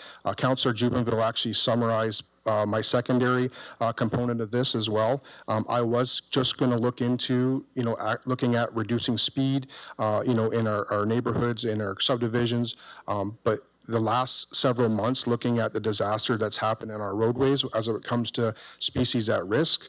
We have, areas like Mitchell's Bay, out by, Pancor area, Erio, and, McGitchie's Pond, that has significant species at risk. It's an 80 by some of that roadway. And how people hit a, 30 or 40 pound turtle, I can't say that for certain, but what I can say is from a community perspective, I think that we can do a better job. And then also, I think that one thing that we are lacking as well is when we are doing our major construction projects, we're talking about climate action plans, we're talking about all these different initiatives that we are looking at. I also think we need to start looking at wildlife corridors, and when we're doing designs on these larger construction projects to build them in. I do think that we have a team right now that excels in the infrastructure and engineering department, and I think it would be beneficial to look at our policies and procedures as it relates to continue to look at calming, not just for wildlife, but more importantly, people as well. Thank you. Would see no other questions, we'll put it to vote.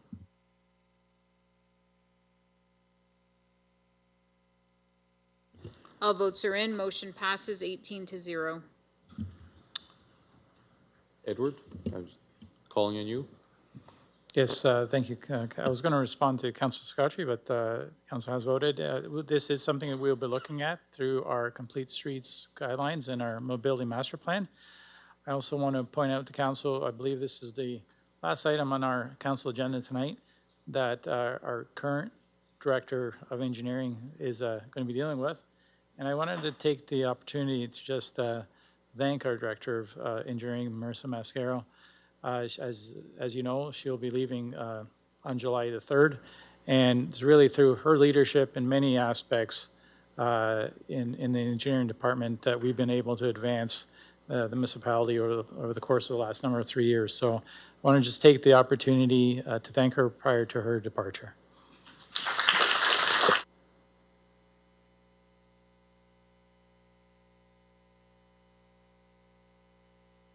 We are not applauding because you're leaving. Just want to note that. Item 20, Development Services. 20A, Climate Change Action Plan.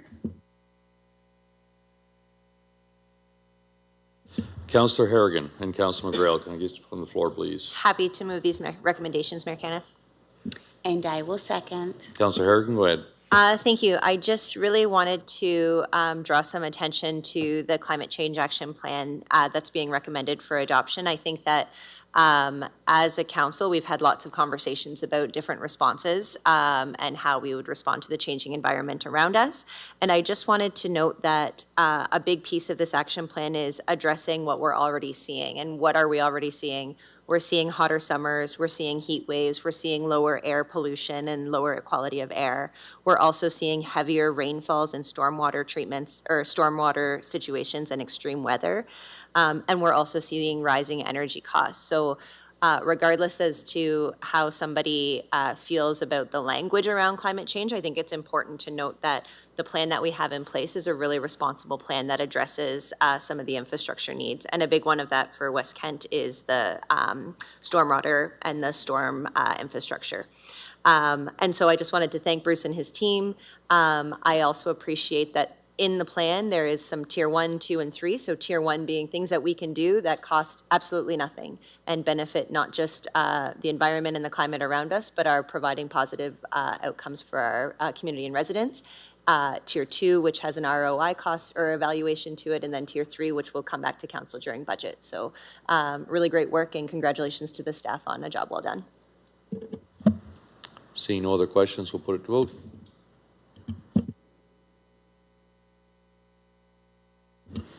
All votes are in. Motion passes 18-0. Our last poll item of the night, under fire and emergency services. 21B, land ambulance contract adjustment.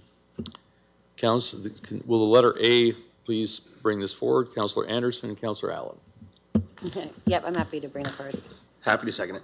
Councillor Anderson, go ahead.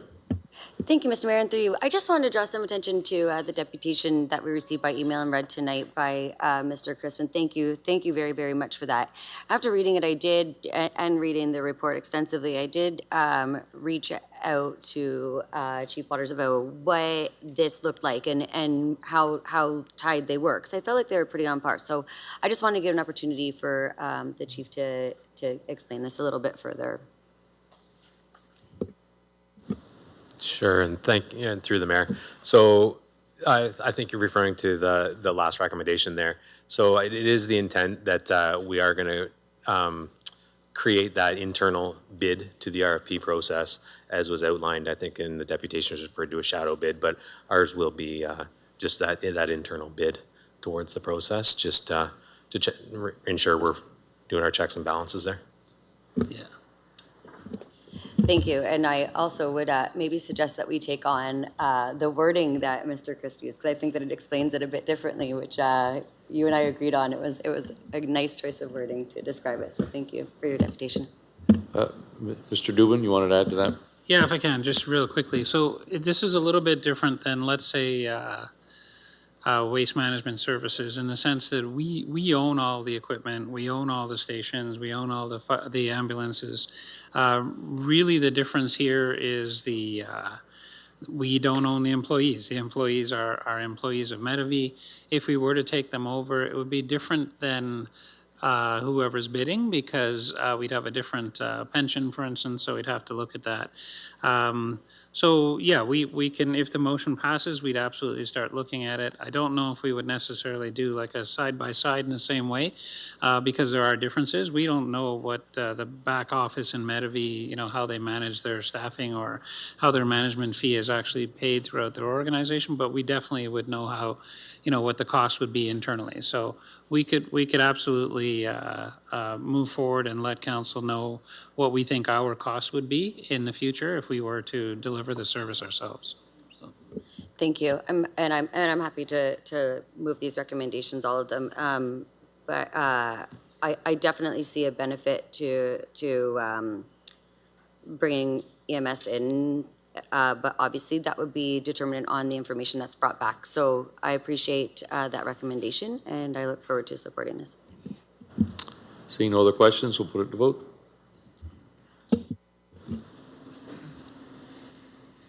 All votes are in. Motion passes 18-0. Closed session reports. What's that? Sorry, Councillor Story had a notice of motion. Thank you, Mr. Chair. Yes, I do. Thank you. Whereas the Chatham Hub project is one of the largest and highest cost construction projects in Chatham-Kent's history, where it is the role of council to ensure taxpayer dollars are spent wisely and in a transparent manner, where it is standard practice for project managers to provide regular progress reports on public construction projects, be it resolved that in order to ensure public accountability with public funds, administration provide council monthly information reports with financial, schedule, and progress site status updates and posted on the municipal website. This report will include milestone markers comparing the approved project budget to real-time costs and the approved project timeline to up-to-date project timeline along in an easy-to-understand, clear language format. If this motion is passed, this reporting would begin immediately and continue through completion of the project. Thank you. Communication items, Councillor Crew and Councillor Finn, can I get you to move them, please? So moved. Seconded. Anyone opposed? Seeing none, motion carries. Non-agenda business. Councillor Story. Thank you, Mayor Caniff. I just wanted to thank Stuart McFadden and Darlene DeBeck from the Economic Development Team. The Ontario Goodroads Association had their quarterly board meetings here in Chatham-Kent last week, and I'm a director on that board, and I was thrilled to have them come to our community. We had municipal elected officials and staff from across all corners of the province of Ontario in Chatham-Kent, and they had a great time. And a lot of that was thanks to Stuart McFadden and his team, and Darlene especially, who worked hard to put together some welcome bags, and I just wanted to give them and their staff my sincere thanks for helping us have a very successful gathering, and thanks to Michael and Darren as well for your help in providing them a warm welcome. Thank you. Councillor McGrail, followed by Councillor Wright. Great. Through you, Mayor Caniff. I just want to remind everyone that this Wednesday, 6 p.m., if you're available, come with us and visit us at in Dresden at the Ken Houston Arena.